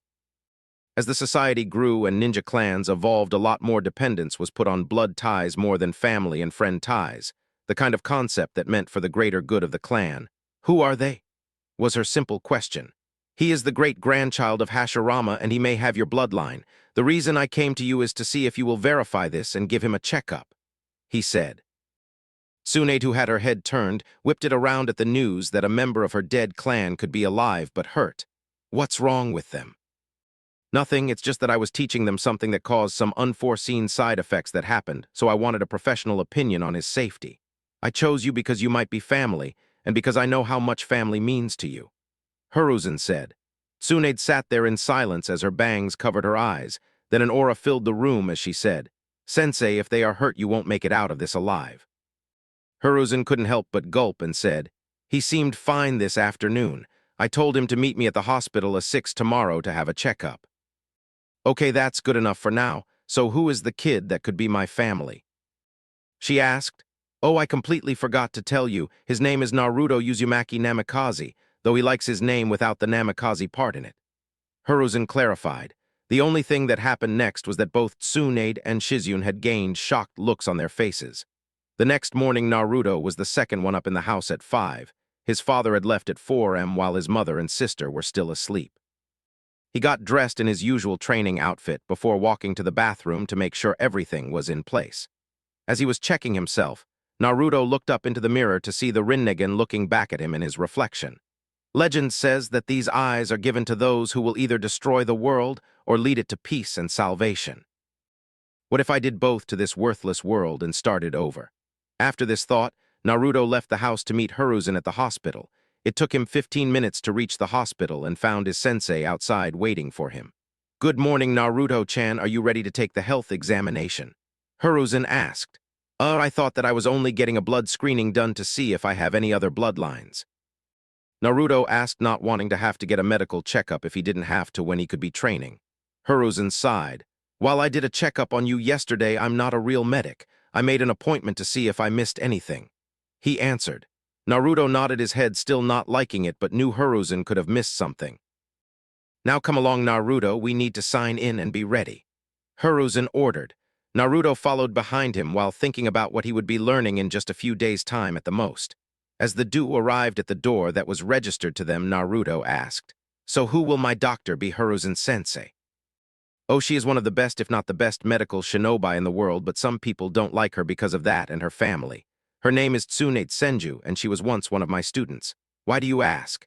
Hiruzen replied, Oh, it's nothing, just wanted to know, but as long as she's good, I don't think it should matter that she's a female or male as long as she earned her title. Naruto answered. Unbeknownst to either of them, both women were listening in onto the conversation. Both women looked at each other and thought the same thing. That's different. He doesn't think women are weak. That's a mature thing to say, Naruto. Hiruzen said with pride. Now let's go in so we aren't late. Hiruzen commanded. Naruto nodded and went to the door before opening it to see two beautiful women waiting for them in the room. One of them that he could tell was Tsunade from the history books he had read. She looked to be in her early 30s with pale golden blonde hair that were tied in twin pigtails that went down to the bottom of her shoulder blades. She had pale creamy-colored skin and brown whiskey-colored eyes. She had one of the largest busts Naruto had ever seen, definitely bigger than a DD cup. He thought. She had a thin waist that flared out to nice hips and a perfect-looking ass. She wore a Dr. Lad coat with an ID badge clipped onto her pocket. Under that, she had on a grass-green robe, and underneath she wears a gray kimono-style blouse with no sleeves, held closed by a broad, dark bluish-gray obi that matches her pants. Her blouse is closed quite low, revealing her sizable cleavage. She wears open-toed sandals with high heels and polish on both her fingernails and toenails. She wears very little makeup beside a soft pink lipstick. And the most eye-catching item on her is the first Hokage necklace in clear view on her chest. The other woman in the room looked to be in her late 20s, around 28. She, like her master, had a pale skin tone and wore a doctor-issued coat, but that is where the similarities ended. She has shoulder-length black hair with bangs and onyx-colored eyes. Underneath, she is wearing a long bluish-black kimono with white trimmings, held closed by a white obi, and open-toed sandals with low heels. Last but not least, she had a pin in her hair to keep it up. Physically, she was very attractive in a cute type of way. She was fit like all other professional kunoichi in the village. She had a C-cup bust with a nice waist and a good ass. Naruto had observed this all in about 30 seconds, but this was noticed by the others in the room. Tsunade, thinking that the boy was a pervert, asked with anger in her voice, What do you think you're looking at, you little gaki? Naruto, either not noticing the danger or not caring, said honestly, I was just looking at the two beautiful and different women that would be examining me today, Tsunade-sama. This had the unattended effect of causing the two women to blush scarlet from the first honest compliment they had received from a man, even if he was young, in a long time. Hiruzen saw this and laughed in his head, thinking about if Jiraiya had only acted like that he might have gotten with Tsunade or any other women he wanted for that matter. Why, thank you, Naru-kun, for saying that. My name is Shizune, and I'm Lady Tsunade's apprentice in the medical arts. Shizune said, taking the hint that he didn't know her name by the look he had given her. Yes, WL, we need to get you checked out to make sure Sensei didn't miss anything. Tsunade said in a shy tone of voice because she hadn't had a man be that nice to her or call her beautiful. Most of the time, men just stared at her and called her not beautiful. Come over to the examination bed and lay down, Tsunade said. After 45 minutes of thorough examination, Tsunade turned to Hiruzen, while Shizune was still facing Naruto, to take the blood sample needed to take the test. As Tsunade looked at the Sarutobi clan head, she started talking, but the way she was speaking it was meant to be aimed at both of them. Well, everything is in perfect condition for his age. Actually, it looks like he might have unlocked his Uzumaki bloodline already with how healthy he is and how little scar tissue he has. She said, Tsunade, I have taken the appropriate amount of blood for testing. Shizune informed her master and mother figure. Thank you, Shizune, we will take it down to the processing lab in a second. She said, how long do you think the blood test should take to be done? Hiruzen asked. Tsunade replied, it should take only an hour. Hiruzen looked and said, good. I hope I don't have to say this, but don't let anybody see the results. When they are done, bring them to me directly. I will be at my personal training ground then. The third Hokage commanded. Yes, sir, Sensei, Tsunade said in a happy voice. Once the two males had left the room, Tsunade and Shizune started to clean up their mess from the examination when Tsunade turned to face her student and said, if only I was a few years younger and he was a few older, I would jump him and make him mine. Shizune blushed red and was quiet for a time till she calmed down before saying, you can try, but as soon as he's old enough, I'm making him mine. As she said this, both women glared at each other. Tsunade gained a perverted grin on her face and said, well, we could always share him. And like that, Shizune passed out from blood loss, and Tsunade laughed out loud before she thought, well, that wouldn't be that bad of an idea. They walked out of the hospital with Hiruzen leading the way to his personal training ground. Now, Naruto, I'm going to teach you Shunshin no Jutsu. It's a supplementary jutsu meant to be used by ninja that need to get from one place to another in a quick amount of time. Unlike what the civilians think, it's not a teleportation technique like your father's Hurashin Jutsu is. Though there is a member of the Uchiha clan, by the name of Shisui Uchiha, that has mastered this jutsu to a level where it makes it look like he can go up against your father in the speed department. Hiruzen walked to the other side of the clearing and said, now, Naruto, I want you to activate your eyes so that they can see the chakra. He waited patiently till Naruto nodded, signaling that he was ready. In the next instant, Hiruzen was in front of Naruto and a little wind blew past him. What can you tell me about what I just did and what the jutsu does as clear as possible? Quizzed Hiruzen. From what I saw, you added a large amount of mostly yang-sided chakra to your whole body, more so around the legs, bones, eyes, and brain. If I was to guess, I would say the jutsu is a speed technique. You added chakra to your eyes and brain so that you will know your surrounding while moving that fast. The bones were reinforced because of your old age, most likely, so that they wouldn't break. And the most chakra went to your legs so that they could move as fast as they did. That's great, a perfect answer. Now what else could you tell me about this jutsu? He asked to prompt Naruto further.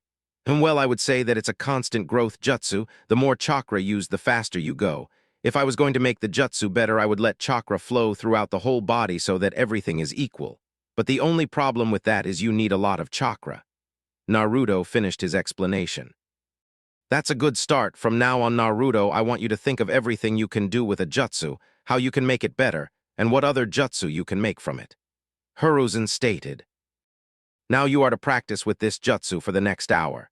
Your test of the completion of the jutsu is you being able to use the jutsu correctly 3 times in a row. Also, I don't want you to just learn a jutsu and be able to do it. I want you to master it. There's a saying that a man that has practiced the use of a pebble can still kill a person that doesn't know how to use a kunai. Hiruzen told Naruto before saying, now true, a genin could beat a Kage if there was given enough time, but it is very unlikely that will ever happen. What I want you to come out of this with is a mixture of both mastering jutsu and knowing as many jutsu as possible to give you diversity. Okay, Gigi, I will do that, Naruto said. The next thing Naruto did surprised him because he didn't expect a child to think this far ahead. Naruto just stood there for a while, and from what Hiruzen could sense, was putting different amounts of chakra into his body at different places. After a few minutes, Naruto looked at the other end of the clearing and disappeared from his spot and appeared on the far side of the clearing, almost running into a tree. The next thing Naruto knew, he was bent over with his hand on the tree for support, throwing up what food he ate the other day. "Oh, sorry about not warning you. Most first-time users of that jutsu can't hold their stomach, but it gets better the more you use it," Hiruzen explained so Naruto would understand. Naruto could only glare at his sensei as he finally stopped throwing up and prepared to try the jutsu again. An hour later, Hiruzen called Naruto to him and asked, "Before we talk about the jutsu, we will do the test." Without any commands needed, Naruto left using the Shunshin jutsu, which he had gotten down to one-hand sign. He left in a blur that told of his destination. The next second, Naruto had already completed the test and had gone even farther by going a couple of miles out of the training grounds. Naruto appeared at the Inuzuka clan compound that was situated a little outside the village because of their dogs. Naruto saw Tsume Inuzuka, who sniffed the air at his sudden appearance before whipping her head to him and glaring at him for being on her territory. Naruto took her glare before shrugging and flickering away. If he had stayed a little longer, he would have seen her shocked look at his dismissal of her before it turned to a look that clearly showed the challenge was accepted even if Naruto didn't know about it. He reappeared a little bit later in front of the Hokage. "Nice work, Naruto, and in a good amount of time." Hiruzen said. "How far did you go by the way?" he asked.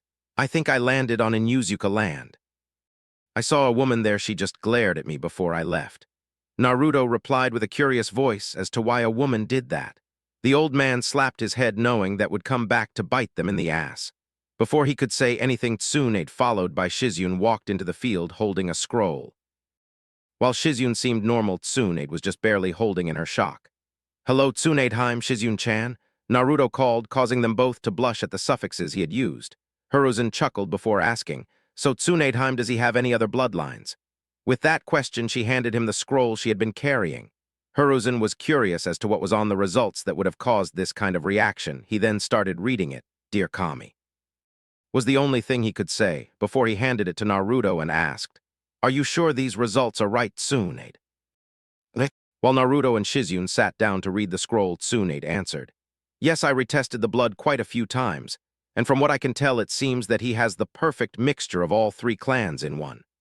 I don't know if he will even have any of the same abilities as those clans, but from what I was able to get from the brain scan I took during the exam, there's a 90% match when compared to the brain scans from those clans."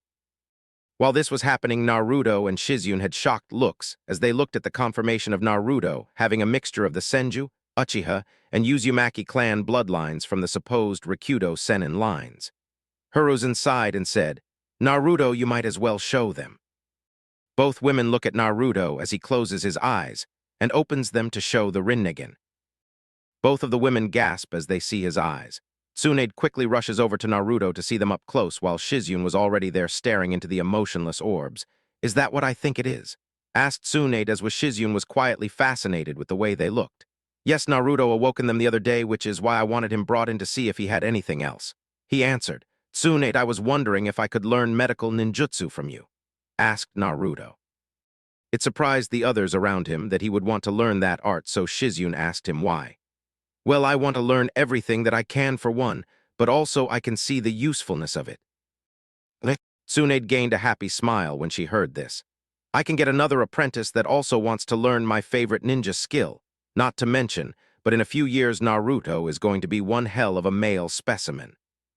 I would love to, Naruto. It will give us a chance to get to know one another," she said. It had been nearly 4 years since Naruto began training with Hiruzen, and he would be turning 10 in the next few weeks. For the last 4 years, Hiruzen had trained Naruto in everything he thought he would need, and with the help of the shadow clones, Naruto's progress went up by leaps and bounds. For the first year, Tsunade taught Naruto about anatomy, pressure, nerve and blood points, bone and organ positions, biology, chemistry, about the brain and how it functions. When Naruto asked her why she was going into all of these subjects, she said, "I want you to know the body as best as you can so that, when I teach you medical jutsu later, you will understand." She had also started him on basic training, saying that she had plans for him to make his own taijutsu when they were done. Hiruzen for the first year had taught Naruto stealth, tracking, weapons handling, and maintenance, kunai, shuriken, senbon, foraging and hunting, camping without leaving evidence, cooking, first aid. Also, they've covered how to properly mold chakra, ninjutsu, genjutsu, how to disguise himself without the use of henge, how to make basic fuinjutsu, sealing scrolls and exploding tags. About 3 months into his training with Tsunade, Naruto had confided in his sensei that he wanted to get as strong as he possibly could. So Tsunade wanting to help her student, so she made a strict plan in both diet and exercise. For his diet, Naruto had a strict schedule in which he had to eat a wide variety of foods, controlling the times to eat and the types of food he should eat. For his exercise schedule, Tsunade had him do a specific regimen of training that would eventually change his muscles from red, white, and pink to only pink muscles for optimum affect. Tsunade explained, "Your body has a set amount of slow-twitch fibers, white muscles, quick-twitch fibers, red muscles, and the in-between pink muscles. Fast-twitch fibers are good for short, explosive movement, like jumping and sprinting, whereas slow-twitch fibers are for low-intensity, repetitive movements like walking. This supposed pink muscle does not truly exist, but does in our areas that have a high amount of both white and red muscle that simulate the pink muscle, which has traits of both. But the human body has such an extremely low amount of it, and nothing you can do will change that. The only way around this without extensive genetic engineering is to train both the white and red muscle that are everywhere in the body to give the properties of pink muscle.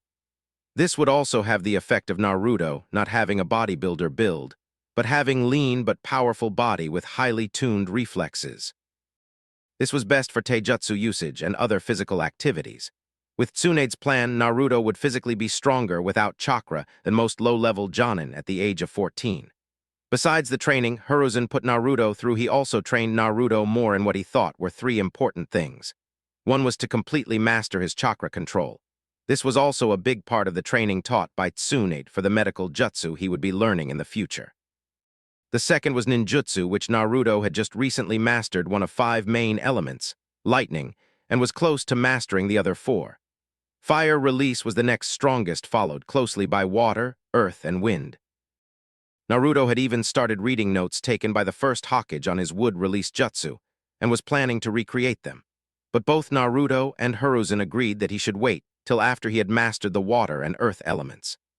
Both Naruto and Hiruzen speculated that one of the Rinnegan many abilities was that it helped the learning process, but not with just jutsu like the Sharingan, but helped understand everything to a higher level. The last and most important thing Hiruzen could think of to teach Naruto was to not use chakra for everything. When Hiruzen started this training, Naruto had asked to be trained like the old shinobi.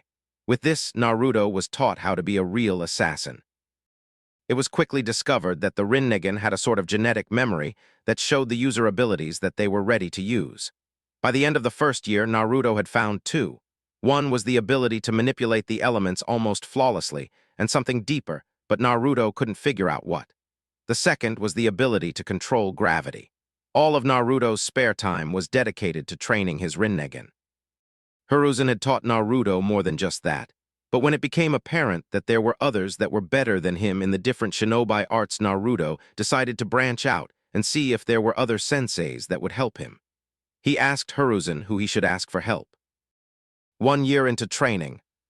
"Well, Naruto, Tsunade is already training you in medical jutsu and basic katas for different taijutsu styles to see what's best for you. For genjutsu she is not the best, so normally I would go ask the Uchiha clan for help.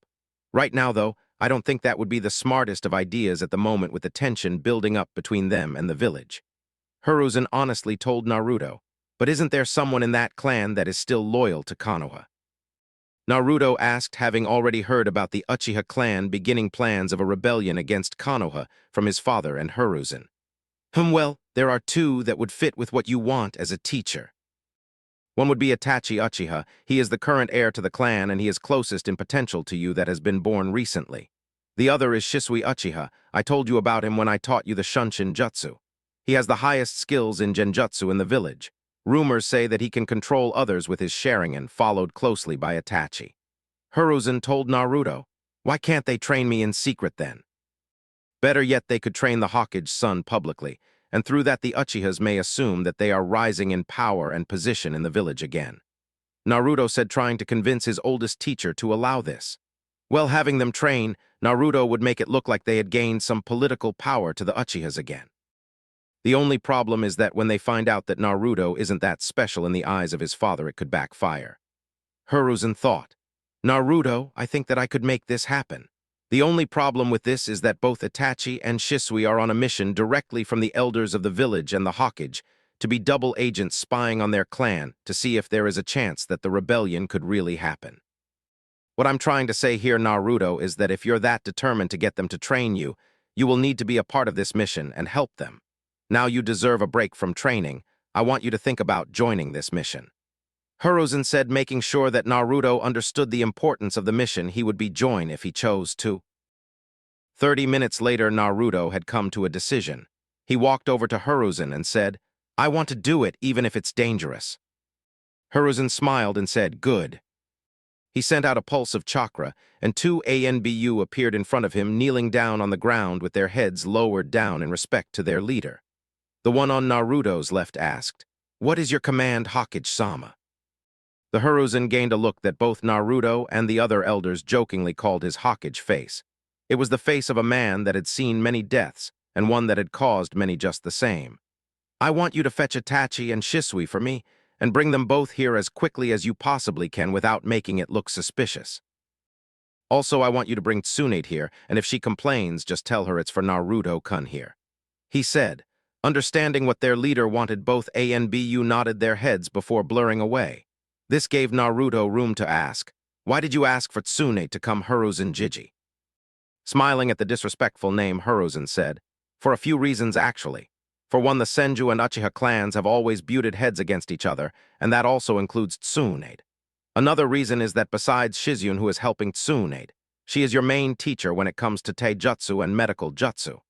Because of these reasons, she needs to be here if you are going to be getting 2 new teachers so that we can rearrange the schedule. Naruto nodded and got into a meditative position to wait for the 3 people that were asked to come.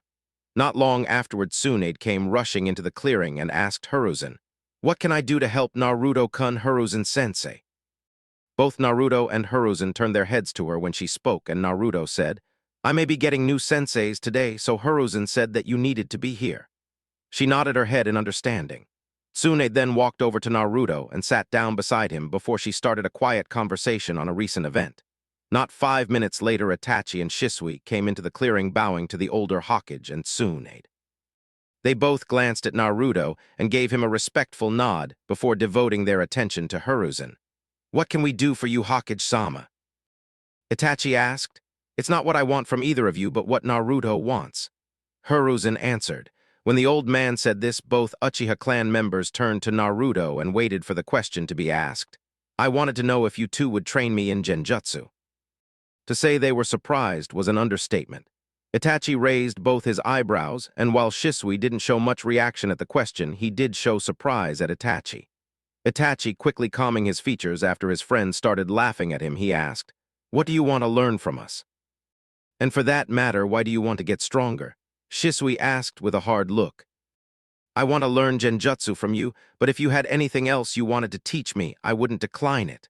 Naruto answered Itachi before turning to Shisui and said, and I want to get stronger so that I'm able to accomplish my dreams of making a better world. Both of the Uchiha were shocked that such a young child had thoughts like that, but it quickly passed, and Shisui grew a big smile before laughing and said, that is quite the dream, little man, but how far are you willing to go? Everyone in the clearing turned to hear Naruto's answer for their own reasons. I will do anything to make my dreams reality, even if it means destroying the world to start over. Naruto answered in a strong yet cold voice. Shisui gained a somber but proud look in his eyes while he thought, he's finally another person that wants to make the world better. He has a strong conviction that's good for the future that is coming. He is probably the only one that will be able to fight Madara when the time comes. Itachi, though knowing Naruto, was one of the few that had potential that matched Hashirama and Madara, unlike what others thought when his sister came up. I will stand by your side, Naruto, no matter what. Tsunade thought with a smile, while Hiruzen was having similar thoughts. Okay, I will train you, Naruto. When he said this, Naruto gained a huge grin on his face while the others were slightly surprised he accepted so quickly. But I have one condition. I want you to achieve your dream no matter the cost. Naruto couldn't pass up an opportunity like this, so he agreed, then turned to Itachi for his answer. I will train you when I can, but since you want to learn everything about Genjutsu, you really only need Shisui. I'm guessing that he will be a cover for our mission, Sarutobi-sama. As Itachi asked this, Shisui turned to face his superior for an answer to, "Yes, this will be a part of your cover for your mission, and hopefully the Uchiha will back down when they see that they have some influence over the Hokage's son." Hiruzen said, getting a nod from both boys. Before anything else could be said, Shisui hugged Naruto to himself while he burst out saying, "I can finally have a little brother like you, Itachi." Tsunade had a smile on her face at the cute moment while thinking, Naruto looks so cute like that.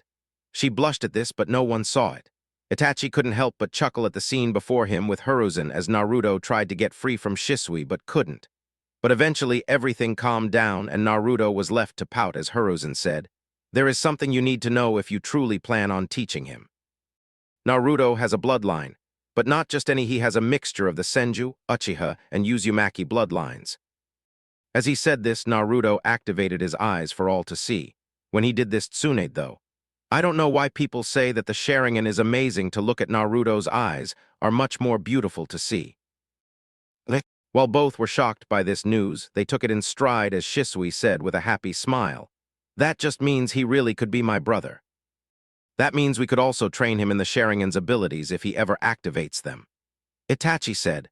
The rest of the day went by as Naruto's new and old senseis started to plan for the future and to discuss what Naruto already knew. Second year of training. The second year of Naruto's training went like the first training, and more training. Shisui and Itachi, while they were prodigies in what they did, what made them special in Hiruzen's opinion was the fact that they were also really good teachers. They taught in a very straightforward way. When Itachi was away, which was a lot of the time because of missions both his clan and the village gave him, Shisui would teach him about genjutsu. When it got to the point that Naruto had mastered set genjutsu, Shisui started teaching him what he called yin genjutsu, a type of illusion that didn't do one thing like cause pain or stop the use of sight, but used all the senses to attack the opponent. This form relied on two major things, one being the user's imagination and the other user's understanding of the mind. When just Itachi was there, he would teach Naruto a little of everything, but mostly it was the Uchiha clan taijutsu style, which was made to put down the opponent by predicting their movements and acting accordingly. When they were both there, they trained Naruto in the Sharingan, which he had activated a month into training, by slowly making him master each Tamo before moving to the next. By the end of the year, Naruto had a fully mature Sharingan with strength that equaled the main Jikayo Sharingan. Tsunade had finally started to teach him more advanced taijutsu now that most of the basic conditioning was over. Because Tsunade wanted Naruto to make a style of his own, she was teaching him the Senju style. Unlike the Uchiha taijutsu, which she was mad at Itachi for teaching Naruto in the first place, it is meant for the user to make their own variation after mastering the basics. Tsunade expanded that her clan style was more of a juggernaut style in the way that the clan used their monstrous strength to decimate their opponents by using all their limbs. She went on to explain that her style used her medical knowledge to her advantage. During the second year of training, Tsunade was satisfied with Naruto's understanding of the body and medical science. Because of this, she started his training with Uryujutsu by using dying animals for test subjects.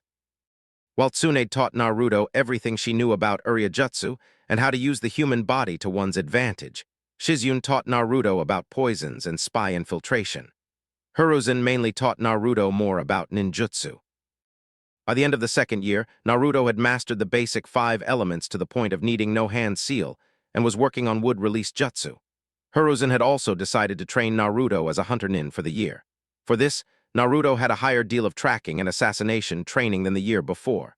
One lesson that a hunter nin is taught is to use everything to their advantage. Naruto was tasked to completely master the skills he was taught the year before by Hiruzen.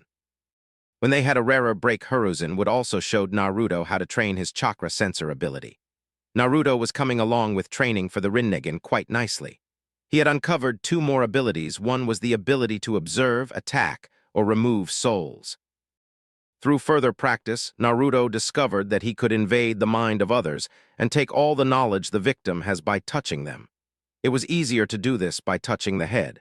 He also had an easier time if the victim is dead to take the knowledge. He liked to call this his human path.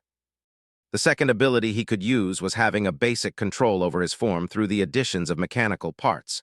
From the experimenting Naruto had conducted with Tsunade, he didn't grow the mechanical part more like they appeared, and acted like they were always there to begin with. but instead of having blood pump through it was chakra. The more he understood how machines work, the more he could change his form. Naruto also found that the more control over his chakra he had, the stronger he became. He called this his Asura path. Naruto also kept training in his other Rinnegan skills, making great progress in the gravity control. End of the second year, start of the third. As the second year of training came to an end, Hiruzen decided that it was time for Naruto to start his training with his mother. So one day when Tsunade was done training, Hiruzen called them inside a house Naruto made out of trees to talk over tea. As everyone sat down, Tsunade was busy reading over some note Naruto had made on a medical case at the hospital, while Naruto was having a very relaxing break listening to the wind blow through the trees. Hiruzen had finally allowed everything to calm down before he started to talk. Tomorrow, I am going over to talk to your mother about training you in Kenjutsu and Fuinjutsu. This is the first time you will be trained by anyone outside your little group of teachers, so I want you to try your best, okay, Naruto? It had been so long since either of the people across from him had thought about that fact that they both looked slightly confused. It took them a second before Naruto said, "Do I have to learn from my Kasan? I want to learn all that I can, but if I'm learning with my sister, I don't know how much I can show without her getting too bratty and complaining to Minato-san." Tsunade nodded her head at this because she had been over to Naruto's house for one of the twins' birthdays and saw how whiny she was to her parents.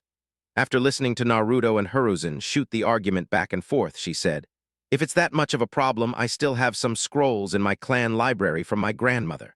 Naruto can learn from them if he has so much trouble dealing with his family." After she said this, Naruto smiled at her and got close to her while Hiruzen was looking away to say, "Thanks, but I don't think he is going to budge at all."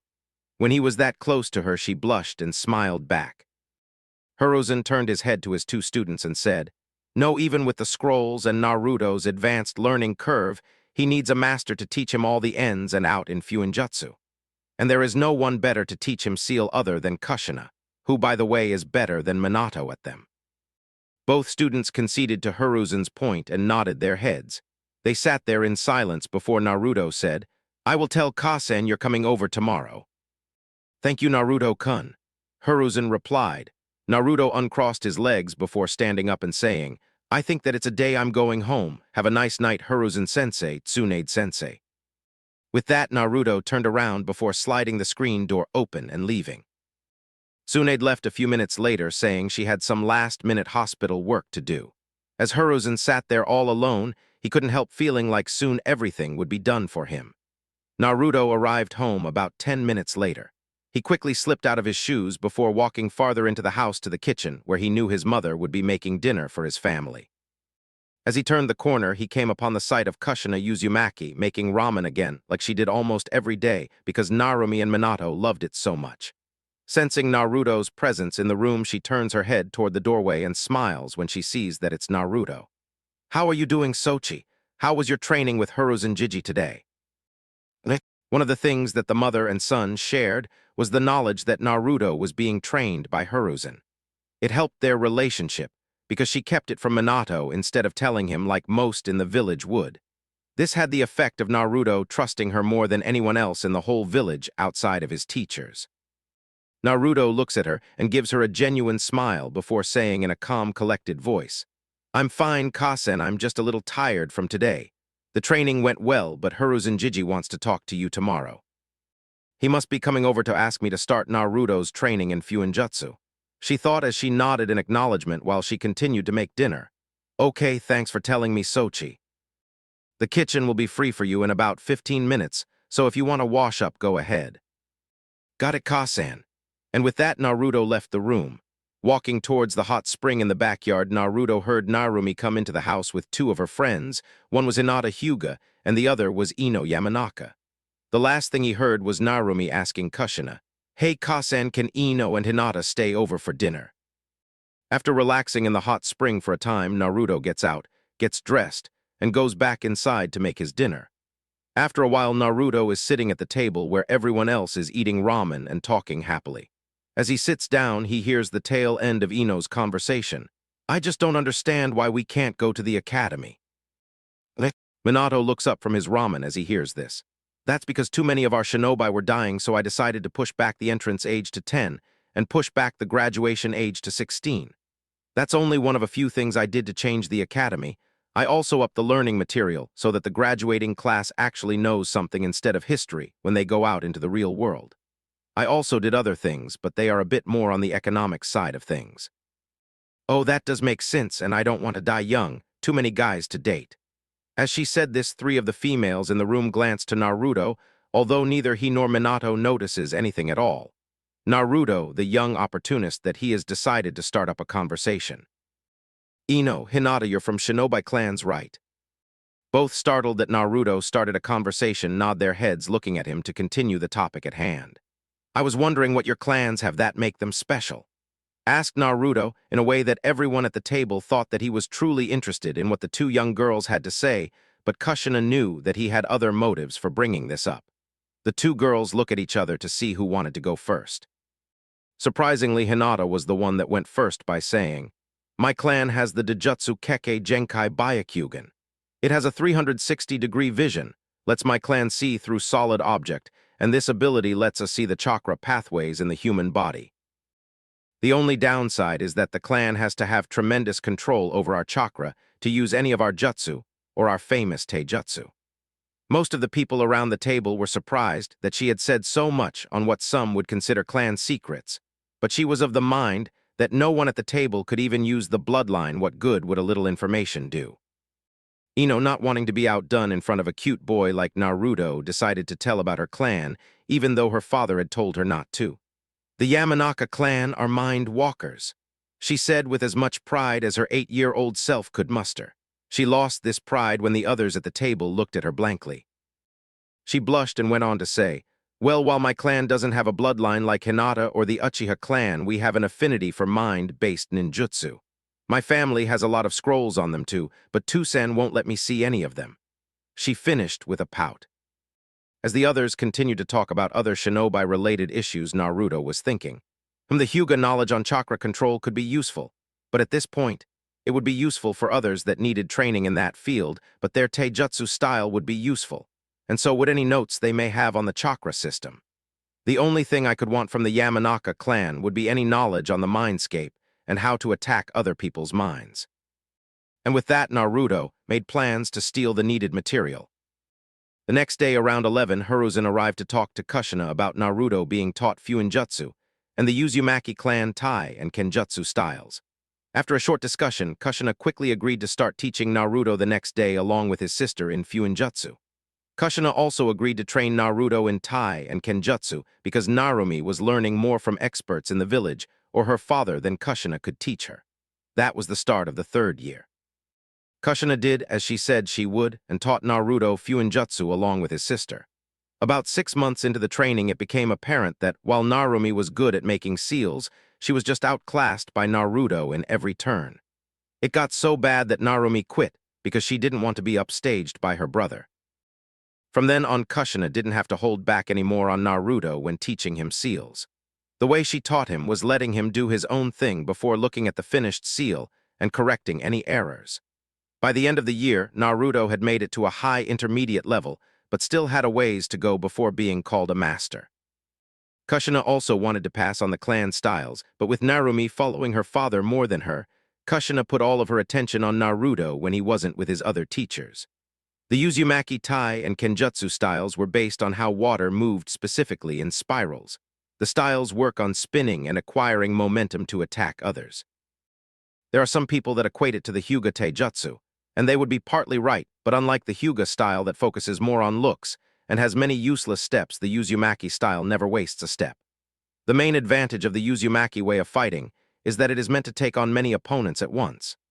Tsunade had continued to train Naruto in Uryujutsu to the point that he was helping out in the hospital part-time, through which Tsunade was hoping to have him gain experience.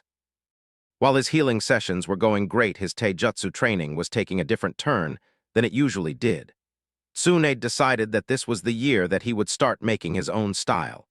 Naruto had decided to join the styles he knew or was learning into one greater fighting style. Naruto also asked to be taught Orochimaru's snake style for variation, and the 4th Hokage's hummingbird style that Minato created by using Hayashi Hyuga help. Every now and then Tsunade would have Naruto participated in underground fighting rings for money. Itachi and Shisui were pretty much done teaching Naruto in the art of genjutsu, and because his Sharingan was fully matured, the only thing they did to help him was spar with him to help advance his skills. When they were relaxing, they would discuss ideas for new, stronger genjutsu ideas. They help him understand how to enter minds like the Yamanaka clan with his eyes. They did teach him one jutsu that was forbidden in the clan because it took away the eyesight of anyone that used it.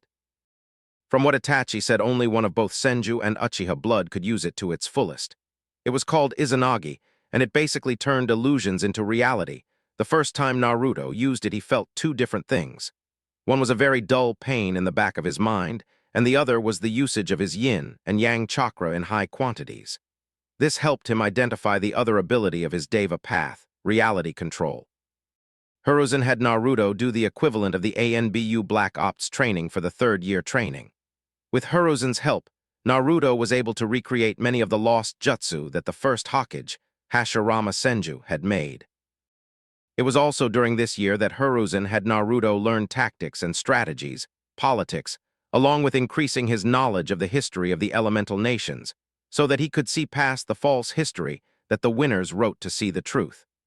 Naruto discovered an ability this year that allowed him to control life and death. Through more testing of this ability, Naruto discovered that at first he had to summon a giant head that would use the power for him. It also made people more susceptible to his will. But the more he used it, the less he needed what he called the King Path. He called this power his Naraka Path. Fourth year. At the end of the third year, Naruto's teachers decided that Naruto should be left alone and take his training into his own hands. That's exactly what Naruto did. And with Hiruzen's permission, Naruto searched through the Hokage's library looking for jutsu that he could use. As he was looking, he found three powerful jutsu, one that he had found the night Hiruzen agreed to be his sensei, and the other was one of the few jutsu left in the village by Madara and Izuna Uchiha. The last one he had no idea where it came from. One was the Kuchiyos, Edo Tensei made by the second Hokage Tobirama Senju. He made this technique for two reasons. One was to wipe the board clean with strong undead shinobi, while the other application was to take information from dead shinobi, be they friend or foe. The second one was Fushi Tensei, or the living corpse reincarnation technique. This was one of the many ways to escape the blindness that the Mangekyo Sharingan caused for the brothers. They had the idea that the Mangekyo Sharingan was a completely chakra-based bloodline, like the yin part of the Uchiha bloodline. But during their experiments, they came to learn that even transferring the soul does not transfer the eyes. These first two jutsu were known to be some of the few jutsu that Orochimaru had stolen before his treachery and following escape happened. From the one or two spies Jiraiya had in the Snake Sannin circle, he had found the Orochimaru was in the process of improving them. The only benefit that Konoha had in this matter was that he had neither the knowledge in seals nor the human body to complete this right away. The last jutsu that Naruto had found was the Shiki Fujin. From the notes Naruto had read, it appeared to be a seal made by the Uzumaki to seal away just about anything into something else. It didn't take long for Naruto to realize that this was made to make Jinchuriki. The only downside to the jutsu was that the user lost their life after the Shinigami was finished with its job. These would be of great use to me in the future. And any of the negative side effects could easily be overcome with the Rinnegan abilities. The only one that would need serious training in would be the Fushi Tensei technique. While the only reason that the Shiki Fujin is dangerous is because the Shinigami is needed to take the soul, but I could easily do that. I would also have to rework the seal for the Kuchiyos, Edo Tensei, to make it better. Naruto thought. With these scrolls in hand, Naruto left the library and started training for the last year. In ninjutsu, Naruto trained to finish mastering the wood-release jutsu as well as making other elemental jutsu. In taijutsu, Naruto was finishing his own personal style that combined the styles he had learned. While it relied heavily on the Uchiha, Senju, and Uzumaki styles, it was supplemented by the hummingbird and snake styles. All his genjutsu training consisted of the fourth year was trying to understand how to fool others' understanding of chakra so that his illusions would truly be unbeatable. Naruto's kenjutsu was basically the same as his taijutsu, but just with a sword. While these things took the forefront of Naruto's training, he took time to work on everything else he had learned as well as stealing the clan knowledge from the Yamanaka and Hyuga clans he needed. It wasn't till 2 weeks after that the Yamanaka clan found out they had been robbed. This had caused a mandatory search of other clan libraries to see if anything was missing. Let's just say when it got out that the Hyuga were robbed, and the one who did it wasn't caught, they went down in their standing in the village. The last 3 months of the year, Naruto was training in his Rinnegan abilities, making his mindscape and its defensives, and the scrolls he took from the Hokage library. He found another ability when he and Hiruzen were talking about summons. A persistent idea got lodged in his head. Using ability similar to Izanagi in the respect of Onmyot and Jutsu, Naruto decided to summon something from his imagination while giving life to it. The next moment, Hiruzen and Naruto saw a giant serpent appear in front of them. The only things that showed that it wasn't a normal summon was that it was draining the chakra out of the area, and the other was that its eyes were the same as Naruto's. Naruto wanted to see the limitations of this power, so he kept summoning different animals. After a while, Naruto found that the more were summoned, the less of his soul was in his body, like shadow clones. Naruto decided to name this ability his animal path. Naruto speculated that it would allow him to summon from multiple clans, as well as make anything he wanted. As Naruto started making his mental defenses, he was glad that Itachi and Shisui had already trained his mental strength. He made it so that his mindscape was at the center of his mind, surrounded by 10 levels of defense. He decided to base his defenses on the Biju. The first level was a giant desert that went on as far as the eye could see, and then kept going. There was a blazing sun in the sky along with a hot, dry wind that was always blowing, and if one was to spend any amount of time in this level, they would see the occasional sandstorm that would rearrange the landscape. The defense in this level was the Ikibai, a giant tanuki made of sand, which resided in what distinctly looked like the remains of Suna. As it was a sand demon, as soon as someone set foot on the sand, they would be caught and attacked. It was given the ability to have total control over the air and sand. The second level was set in a forest that was so big the intruder wouldn't be able to tell the time of the day. It would remind most of the forbidden forest of Konoha because of its thickness and wild life. The Nibai, a giant Bakeniko, could be found in the center of the forest. Aside from the wild animals that would attack you, if detected once the Nibai found you, she would set the forest on fire and gain almost unbeatable power. She also had the ability to raise the dead of the intruder and have them attack. The third level was set in a large area of water that was copied after water country territory. The only difference is that there is no human life, only animal and plant life.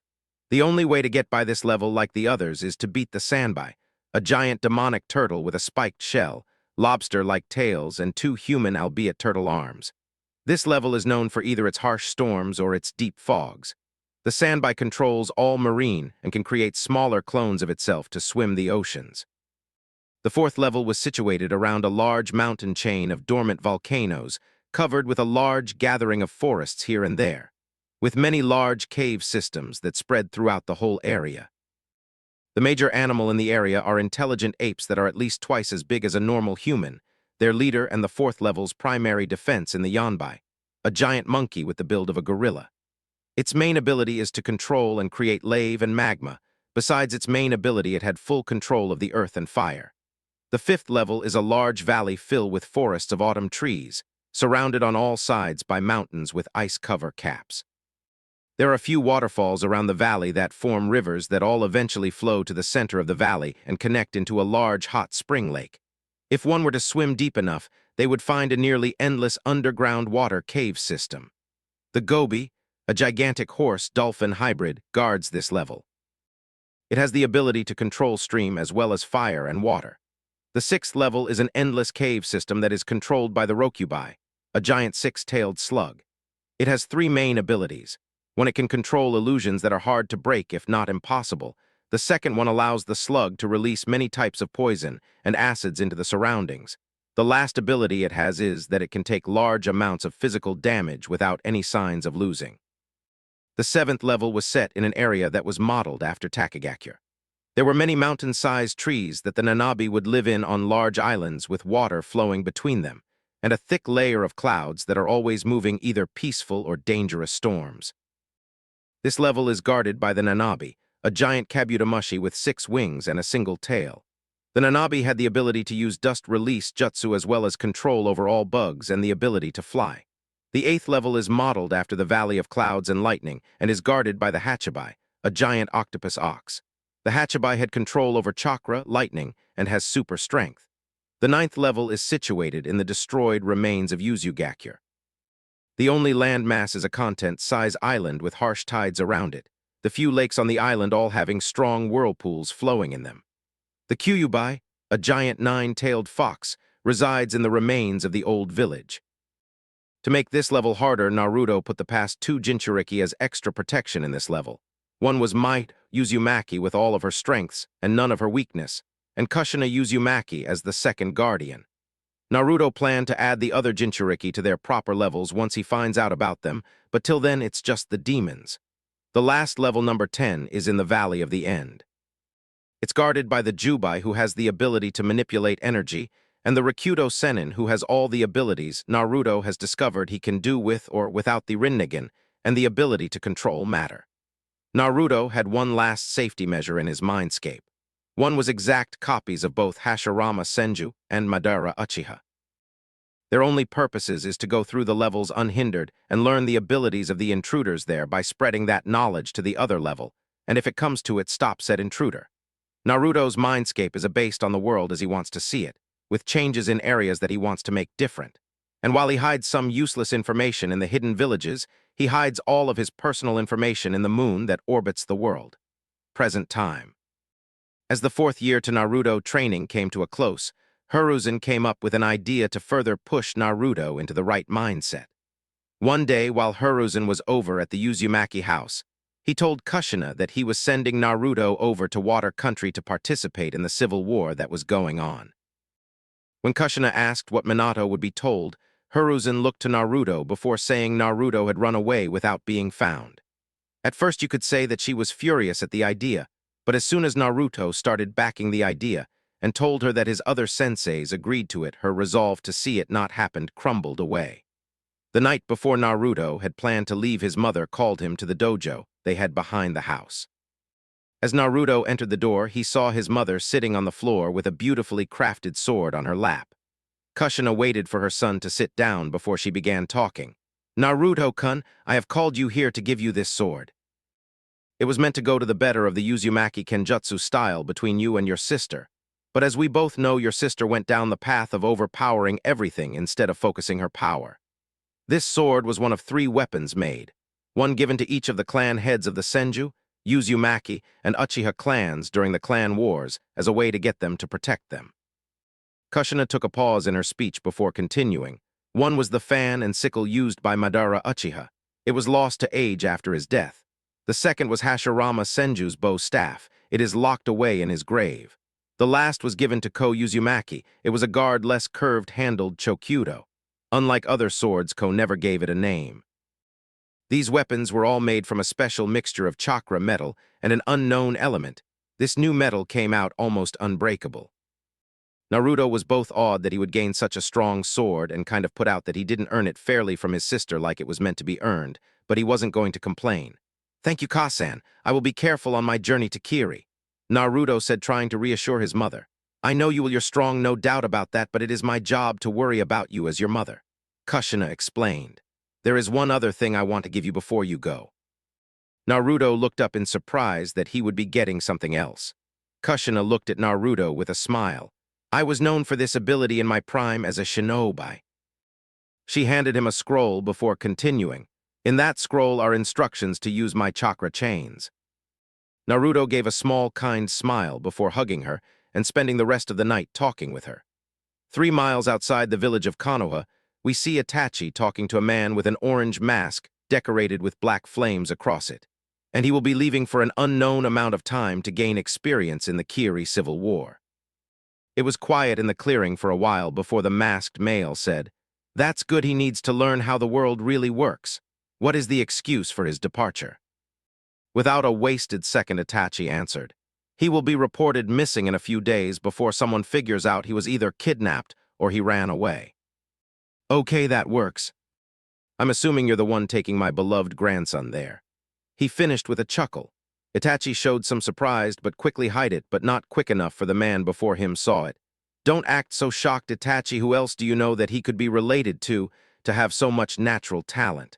Then he gets even more from his relation to Hashirama and Mito. With his head still bowed, Itachi asked, "What are your new orders now?"